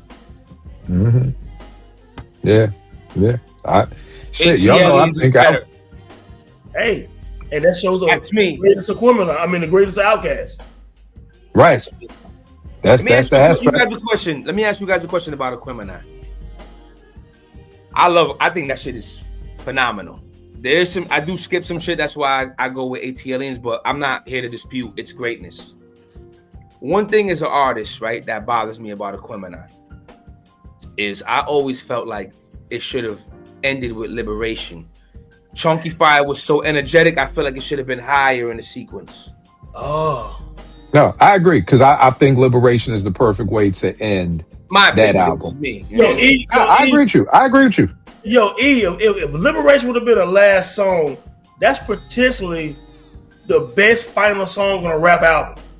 It could be. For me. I mean, it could be. I love that shit. I love Liberation. I love it. I just feel like, you know, where it kind of like, you know, it just sounds like a closeout.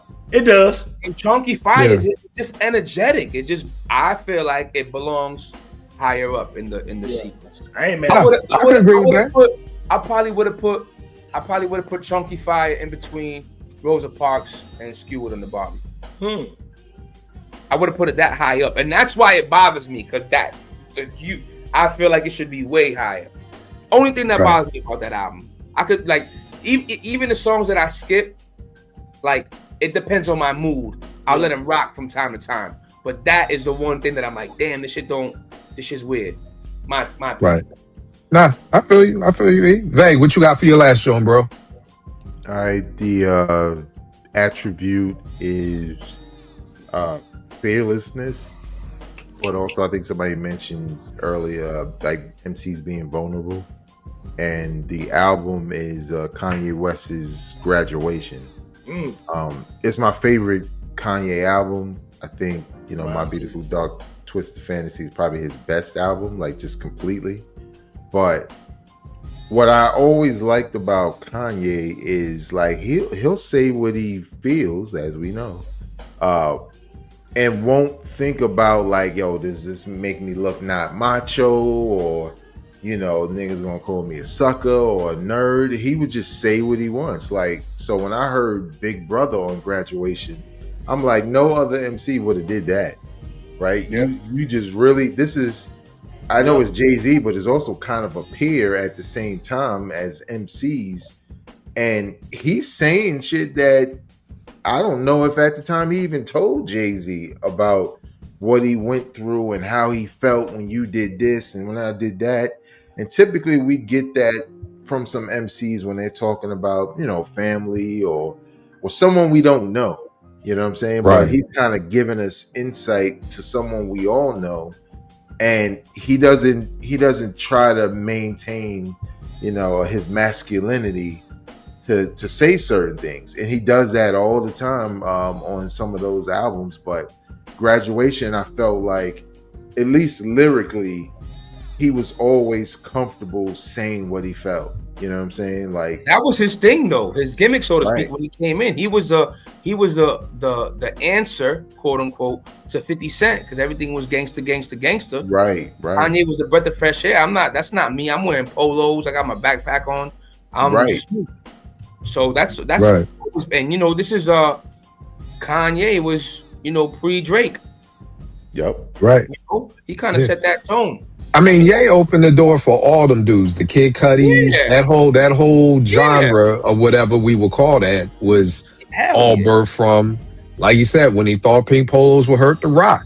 You know what I mean? Like, nigga, you can't be wearing no pink polos or whatever like that. But nah, that's dope, Vague, because I think a lot of people leave out Kanye being an MC. And I mean, I know he's had other people who write his rhymes and everything like that, but I just think Ye, he, like you said, for me, he was a breath of fresh air because, again, we come up in the era of Kid and Play, you know, of Kwame, where you didn't have to be a lyrical miracle MC. Like you didn't have to be technical. You know, Kid and Play weren't technical, but Getting Funky and Do This My Way and Rolling with Kid and Play, these were all big songs. You know what I mean? And none of them, Do This My Way, Last Night, like nothing is technical, but these are all great songs.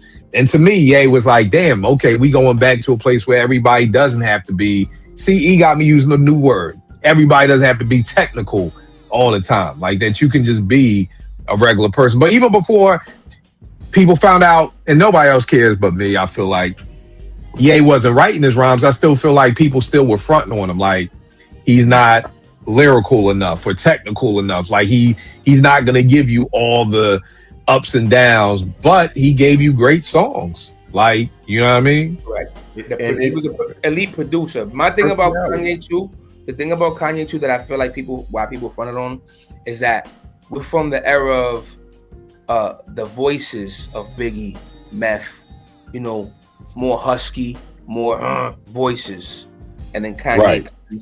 He opened the door. Look, after Kanye, all them other guys came. The Big Sean's sounded mad young and timid. You know what I mean? Yeah. It was just he was just a complete contrast to what was at the forefront of the game. And he's just a really good artist, regardless of how you feel about him as an MC, the way he produced, like his production and all that, and he's just a great artist. And I feel like with all the fuck shit, you know, that comes along with Kanye these days, we lose sight of the fact that he was one of them. He's one of them ones, bro. Like his run was historic. You can say it's a 5 mic 3 album run. Arguably 5 straight classics. Arguably.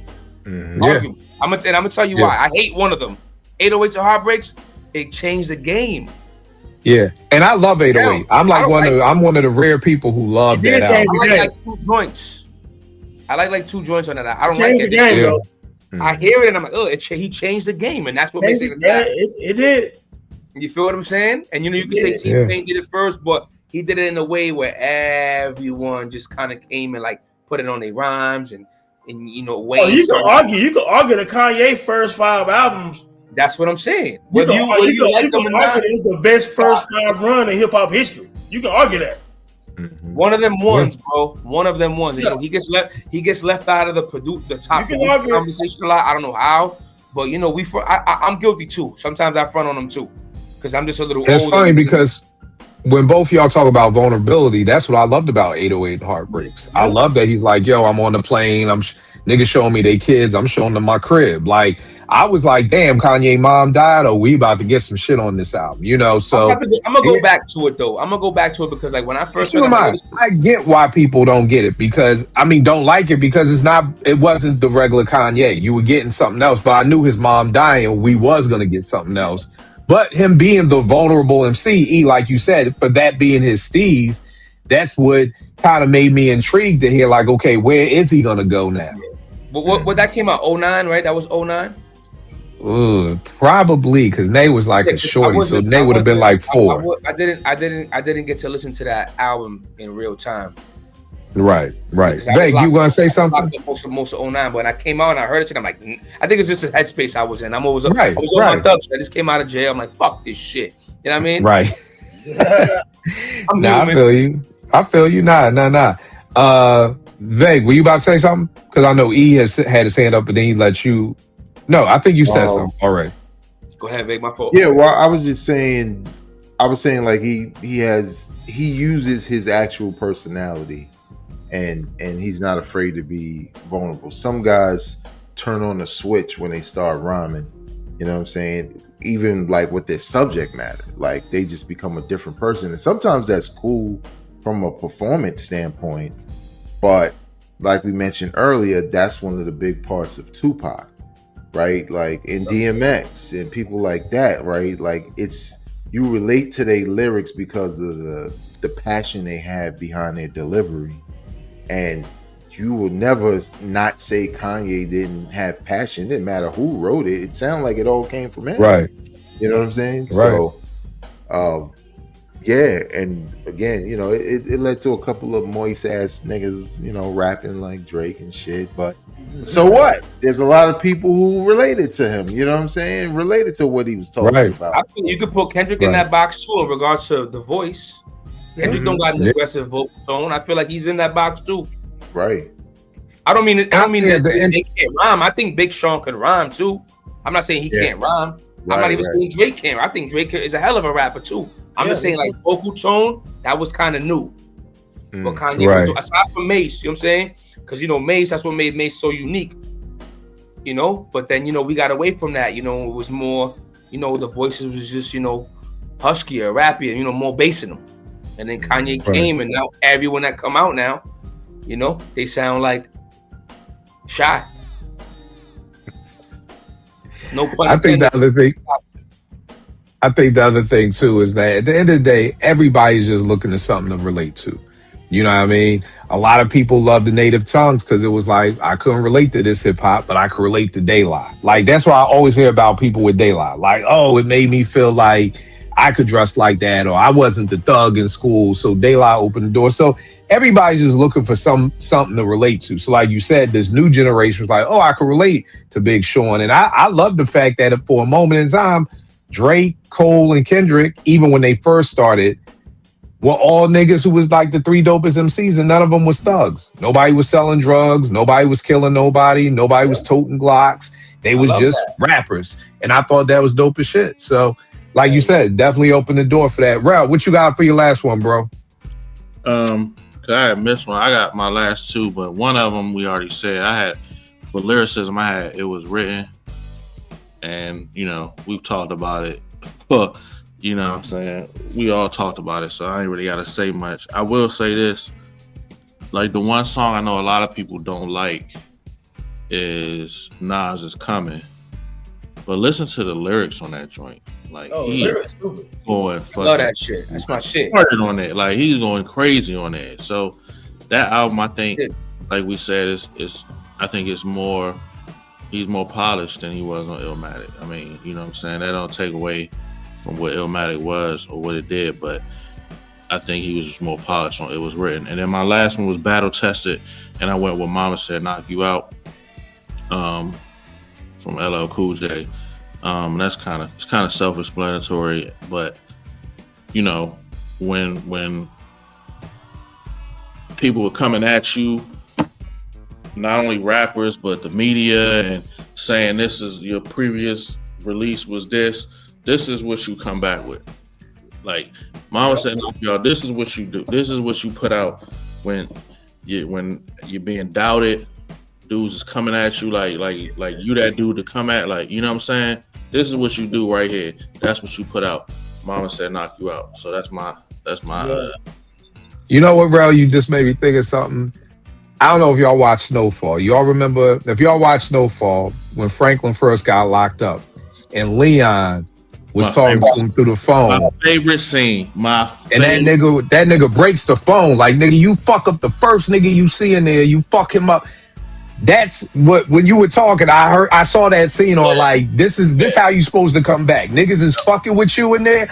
Yo, first nigga you see, you break that nigga off, something like that. It's so funny you talking. I just saw that scene in my head. Like, this is how you get back at a nigga. Niggas is coming at you. you just go and fuck up the first nigga. You get off this phone, you see the first nigga you run into, you just beat the fuck out that nigga. Yeah. That's an amazing scene too. A lot of amazing scenes in Snowfall. I hate when people do what's better, Snowfall or The Wire. It's The fucking Wire. But Snowfall is such an incredible show. Yeah, so many great scenes. So we gotta stop comparing shit to The Wire. Leave The Wire out of conversations. Like just leave it over there. Like Freddie said on the new album, put more niggas on the field than Jerry Jones. Leave that man alone. Just leave The Wire alone. Leave it over there. Snowfall and Power and play with some other shit. Amazing scenes. Amazing. That scene when fucking Jerome slapped the shit out of Franklin twice. Like there's just so many incredible scenes for Snowfall. So there y'all go. If anybody has a son, daughter, niece, nephew, friend, young boy, mentee, whatever, who wants to start rhyming, you just got, what is this, 5 times 5? You got 25 albums. Well, not the same because a lot of us mentioned the same, but you got at least 15 albums that you can go to, and they could be the manuals for how to become a great MC, how to study the greats, because that's basically what you're doing in school. You go to college, you get taught everything like that. We're giving you the manual to how to become a great MC. Rel, let them know where they can get at you, what you got going on, all that good stuff. Yo, Uptown Mob Deep. Mob Deep, kill. Oh, right. Real quick. My bad. See, this is why I go. Thank you, Easy. What are we giving the Mob Deep album? Bro, how do you feel about the new Mob Deep album? It's been 2 weeks, maybe 3. How many mics are you giving it if you are at that point yet? I never rush mics. I always take at least 2 weeks. So how many mics are you giving it right now? 4.5. 4.5. I love it. I still listen to it. 4.5. It doesn't sound thrown together with random verses. It sounds cohesive. And I love it. 4.5 for me. Yeah. Vague, what about you? What you give a Mob? I'm 4.5 also. I was listening today. Like, and not on some, like, mission shit, like, yo, let me listen, because niggas say are you still listening? Nah, man, put it on. Same feeling as soon as you hear Mobb Deep Against the World. Then all them other records like Taj Mahal and all that shit, like, I'm just like, yo, this is just a fucking great album, especially for Mobb Deep, but just overall, everything, beats, rhymes, it's just, it's almost perfect to me, so ask me in a year, I might say 5, Right. Tone, what you got, bro? Man, I'm torn. It might be my favorite album of the year, so it's no less than 4 mics. I'm going back and forth between 4 and 4.5 because there's not a Shook Ones or a Quiet Storm or Where Your Heart At on there, me personally, but it's dope all the way through. It's not going. It's nothing amazing to me, like one of those songs like a Quiet Storm or a Shook Ones or Temperatures Rising, but it's dope as hell all the way through. There's not a bad song on the album. You know what I'm saying? So anywhere between 4 and 4.5, man. For me, I mean, I love what Alchemist and Havoc did, man. Prodigy, man, like is a great tribute, man, to the legacy of P. Who's one of my favorite MCs, man. Like they said, it wasn't thrown together. It reminded me of the last Gangstar album, the way Primo finally got the okay from, Guru Estate, I guess, and everything like that, to put it together, the right way, where it didn't sound like, I hate to say it, like the Big L shit, whereas I like it, but you can tell it's put together from a lot of old shit. You know what I'm saying? So anyway, 4 and 4.5. All right. And what about you, E? I'm on a strong 4.5. I'm leaning on I think I might stick with a 4.5. I think Vague made a good point. You asked me the year, I might bump it up, but my only thing is that I felt like the very end slowed down, right? Where for example, Murder Music, you had It's Mine towards the end, and yep. Hell on Earth, you had Apostles Warning towards the end. Yep. Shook Ones towards the end of the Infamous. I feel like this slowed down. I feel like it was very pointless to put the same beat on the album twice with a different shorty singing a different hook. I thought that was weird. Like everyone had different verses. I felt they could have did something different there. But conveniently, it's at the end. Because up until that point, I'm just rocking with the whole shit. Yeah. I said this to y'all off camera. I'm gonna say it on camera. I really appreciated that Havoc handled the bulk of the production and made it that much more special to me. Yeah. Right? I was under the impression that Alchemist was gonna do most of it. I was wrong. He did about 5. What was it, like 5? Havoc did like 10. That made me very happy, especially since Havoc delivered. My other concern was, one of my concerns was, what Alchemist are we gonna get? Are we gonna get the Larry June Alchemist, the Freddie Gibbs Alchemist? I don't want him in that bag for Mobb Deep. I enjoy those joints, but I want him in the Mobb Deep bag, and he certainly delivered. Yeah, he did. He delivered. Yeah. And I will say that if we finally get the Jadakiss Alchemist album, that's the bag he got to be in for the Jadakiss album too. I will say, off topic, but I wanted to throw that out there. Yeah. You know, the correct cooks in the kitchen, the shit came together beautifully. Yep. I almost shed a tear. I ain't gonna lie. Mobb Deep very influential to me to this day. This shit is slamming. I love it. Yeah, man. I don't know if Mobb Deep was more influential to you than Ralph, but we can save that for off-camera conversation. But for me, 4.5. I'm right. I'm a 4.5 like Tone. Because I agree with you. It kind of slows down at the end. Yeah. I may come back and give it a 5 like Vague was talking about. But then Tone, I think for a lot of MCs at this level, I'm not even like expecting the Shook Ones anymore. Right. Like I'm not even expecting that, just because you remember at the end of the 5 Heartbeats when they at the picnic and they trying to dance, like, nigga, I'm just good with if you could give me, if you could just give me some good music, like Taj Mahal is not Shook Ones, but that shit bangs. Yeah, you know what I mean? So it's like, I don't even expect, like, even with this Clips album, there's nothing on there that's as good as Grinding, but it's like, I didn't, but you know, Ace Trumpets is still a banger. Like when I heard Ace Trumpets and then heard So Be It, I was like, yo, I'm good. Now, those 2 songs anywhere near Grinding and maybe, I don't know, Mr. Me Too? Probably not, but it just was that. So I definitely felt Tone on that, but it's like I don't expect that anymore. But then I do feel like the album does kind of slow down. So that's like the only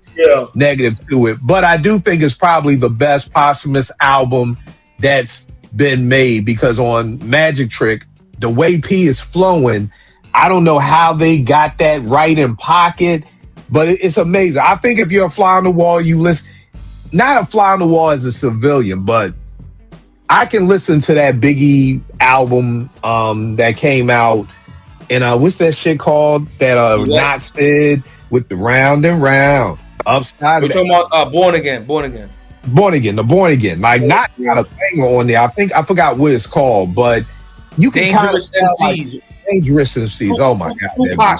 Tupac diss on it. They disguised the Tupac diss on there too. Right. Yeah. But not that you can tell, but Tone, great point. The new Big L, you could tell like it's more of a blend tape. Like, you know, we gonna mix L. This piece should sound like P was there. Absolutely. Like, and I don't know how they did that. I was just saying before off camera, I wish they did a doc on it, like what they did. Maybe they want to keep them secrets, but I would have loved to see how they were able to do this. And I'm like, Vague, I also want to wait before I give it the 5, because it could get a 5. But I want to wait just because I know the same thing happened with Gangstar's last album. When that came out, that night, I'm like, oh my God, this is incredible. And I haven't listened to that album since. Do I think this Mobb Deep will fall in that category? No. I can tell you, I'll be listening to this album a year from now easily. Yeah, it's dope. But I do know with that Gangstar album, it just felt so good to hear Guru's voice again and Primo, and it was that shit's slamming. I love that. You know, but again, I've just never really listened. There's songs on there that I really like, maybe 5, but just as an album, I haven't listened again. I don't think it'll be this way for Mobb Deep, but I'm at a 4.5. And it's funny that you said The Alchemist. I'm glad you said that, because you reminded me of something else. I don't know. Have y'all listened to Alfredo? Do y'all like Alfredo too? The Alchemist joint? Oh, that's dope to me. All right. My man Jay sent me. He was like, yo, man, I know you don't fuck with Alchemist like that no more, but this Freddie Gibbs shit is crazy. And I was like, but it's Freddie. Freddie has it. And that was one of the attributes that I had listed, but I don't know how you can get it. You either just have it or you don't. I can't make you have it. Freddie has it. So for everybody watching, I want you to go to YouTube and listen to this song called Feeling. And Gibbs is annihilating that shit. Then Larry June comes in and puts me the fuck to sleep. And that's an example of what I'm fucking talking about. I can't listen to these sleepy beats with these sleepy MCs together. It just puts me the fuck to sleep. But you give that same sleepy beat to a Freddie Gibbs nigga, and Gibbs is killing the shit. You work magic. I want people to go listen to it, and you will see how the energy drops. I'm not talking about a plane descending. That shit drops from Freddie killing that shit to Larry June just, I be in Philly. It's DC and Philly. It's like, yo, I can't do this shit. I don't know what genre this is. And Alchemist even said that. He was on somebody's podcast and he was talking about like, yo, we do got to raise the level again. Like he admitted it. We got to raise the level back. Because the guy was like, yo, you know, the way we going to make it and the like that shit that you was doing, this ain't that. And I was like, yo, you right. We kind of made our own little stratosphere of what we're doing, but it's time to go back up. And I'm like, that's all I've been saying for years. So for all you fuckers who've been saying I've been hating and all that, the man said it himself that it's time to start ramping up again. Because a lot of these niggas are just coasting. Whether people want to admit it or not, niggas is just looping up any old shit.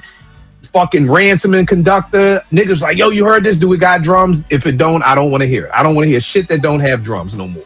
Because niggas have been coasting. It's time to turn that shit. They're picking those beats too, though. Right, but what it is that you know our guy, we heard Infinite. Right, but the thing is that, and you're right, E, they're picking those beats because they all want to get in that lane. They're all trying to get in that lane. So everybody is, and then on top of that, E, it's easy because you don't have to add shit. Yeah. Like that's the easy thing. Like if I could just fucking, I think Ransom was rhyming over There You Go, the Johnny Gill off the Boomerang and just sped it up. I mean, nigga, why would I pay you fucking whatever for a beat if I could just loop up anything and the people will accept it? But I'm just glad that Al said it's time to ramp it back up. It's time to get back to making them We Gonna Make It. It's time to get back to making the realest. It's time to get back to making those bangers that he was making. So maybe now niggas will listen. Now that Al said it himself, now maybe niggas will be like, oh, okay, you know, but when I was just saying the shit, again, it goes back to the name. When Kill says it, you hating. When Alchemist says it, it's like, yeah, nigga, it's time to ramp back up. And I'm like, nigga, I've been saying this shit for what? I've been on a 3-year kick of bring the drums back. And now when Alchemist says bring the drums back, now everybody like, yeah, you lazy motherfuckers, bring the drums back. Me too, dog. They hate me for it. Right. But again, we said it earlier. It comes down to the name. Alchemist says it. Okay, it's time to bring the drums back. Same thing that Jay did with the Blueprint. Prior to the Blueprint, everybody wanted to be Swiss Beats. Everybody wanted to have a Triton. Then the Blueprint came out. I was like, oh, we sampling again? Okay, bet. We sampling again. And then now everybody doing the sped up Chipmunk soul shit from the 2000s that you couldn't get rid of. You know what I mean? So that's it. I'm sorry, Rel. Tell them where you can get at you, bro. Uptown Rel 215 on the gram, JBen 215 on Twitter. Man, I've been busy, bro. Like you've been working. Yeah, one thing I learned, like when you good at your job and then you start getting demands outside, bro. Like, cause I do I do lighting and sound for productions or whatever. Man, I was doing 2 plays in 2 different parts of the state at the same day, just went back and forth. You know what I'm saying? So you getting money? Send me some. Yeah, that's what's up, man. It's a gift and a curse, bro. The gift is you do great, you know, you making some money, but the curse is you swamp, you busy. Yeah, man. Yeah, but big. I'm off the plantation, so I'm about to get in the lab in a minute, man. Get in the lab in a minute. Veg, where can they get at you, bro? All right, you can follow me on social media at Vegas World INC. Also, check out my podcast, Hip Hop Now Podcast, available in audio form, but also right here on YouTube. Trying to get to 25,000 subscribers by the end of this year. I'm at 22 now, so keep checking it out. I got content on the way. Also, I got a little catalog on the streaming platform. So, check that out also. Me and Kill got a couple of joints. Shout out to DJ Rec One and my man Ak. Especially that joint that me and Ak did. He raps, I sing, which was kind of my dedication to Ice Cube's Death Certificate, like my version of that. So there's humor, there's bars, there's conscious stuff, all that stuff, all on the streaming platforms or VegasWorldInc.bandcamp, whatever you fuck you say that. I can't remember. It's too much, but yeah. Yeah, VegasWorldInc.bandcamp.com. Check that out. Tone, where can they get at you, bro? Yeah, just Twitter, Tone of the Dome, YouTube, the Dome Podcast. Appreciate the love on that, and of course, articles on toneofthedome.com. Man, that's where I'm at, man. All good. All right, and Easy, where can I get at you, bro? At Easy Money ST everywhere. I'm on Twitter. I'm on the gram. You still call it Twitter? I still call it Twitter. I ain't never calling that shit X. I never stopped calling it Twitter. Please subscribe to my YouTube channel, my Spotify, and all that. Tone, Vague. I still ain't been on y'all podcast. We got smoke, but Yeah. We gotta make that happen, bro. For real. New music on the way. I got a new album. I'm about. It's pretty much the album is pretty much written and laid out. I already got the artwork in the works now. I just gotta record it. I'm gonna record that shit this weekend. So top of the year, I got some new shit coming. Shout out my man DJ Manipulator. He's a maniac on the beats. Very dope DJ as well. So he actually produced one of my prior albums, Easy and Chill Entirely. And he's actually on my last album, Drug Money. He got 2 joints on there. So yeah, and real quick, all them joints dope. E. You already know I support that, bro. For real. Yeah. Thank you, bro. Thank you. Oh yeah. I got an open 16 for you too. Yo, listen. I don't want no smoke. Yo, don't delete my verse when I cook you though. hey, listen. I will never do that because they got me. I said I'm just gonna keep my verse. I ain't gonna do it. I ain't gonna. We overdue, man. Send that over. Yes, sir. You know what I mean? Let's work. That's what's Yo, up. it's so funny. I had to make a rule in Philly, like niggas would come do a verse, and this back when Cassie was that boy B, and he was gonna get on the song. And niggas, we never could complete the song because niggas would keep changing their verses. Like Bang would do his verse, they easy to come through here and Bang be like, nah, I gotta go back. And I was at the point, I was like, yo, whatever you come with that's where I just started being like, yo, whatever you come with is what you come with. So just come with your best. You don't know who the fuck gonna be on this joint. So just stop because it kept going. Y'all know me, Kill 889, Twitter, IG. November 29th, Saturday, November 29th. On WETA/PBS app, my documentary "Killing the Kids." It's about my relationship with 2 of my kids, one who was murdered and one who had gotten robbed at gunpoint, and just how his life shifted from that, and just kind of a little bit of the work I'm doing. So that'll be premiering November 29th. Y'all know I'm a bookworm, so right now we are shouting out the Flying High book right there. This was the coffee. Every month I put another coffee table book in my studio at work. So this was there for the past month just to remind all these Redskins and Cowboys fans who took that chip last year. So definitely tap in on that. And also, boom, you got The Legend Has It, the Master Pill comic that they dropped. You know what I mean? Very dope. And again, I don't know what Nas isn't doing. Like, I think Nas is the blueprint for how to be an elder statesman in hip hop. This Master Pill rollout has been incredible. I think it's been the dopest Mobb Deep, dopest Ray, dopest Ghost album of the past 10 years. This first De La song sounds incredible. I haven't heard it. Y'all heard the Primo shit? Yeah, I heard the Pete Rock. I haven't heard the Primo joint. I'm telling you that. All right, watch. I'm gonna go listen tonight. I haven't heard it. That Premier shit, I heard it last night on Premier Story, bro. What? Yo. De La shit? Yeah. But this is like 10 years ago that they were supposed to be doing a Primo I remember Pete De La album. Yeah. So I think a lot of these joints are old, which is fine with me. I'm not mad at any old Pete Rock or Primo beats. In fact, I probably enjoy them more, especially with Preem. But so definitely dope book. If you're an Eagles fan, cop this. And I will catch y'all next week, good peoples.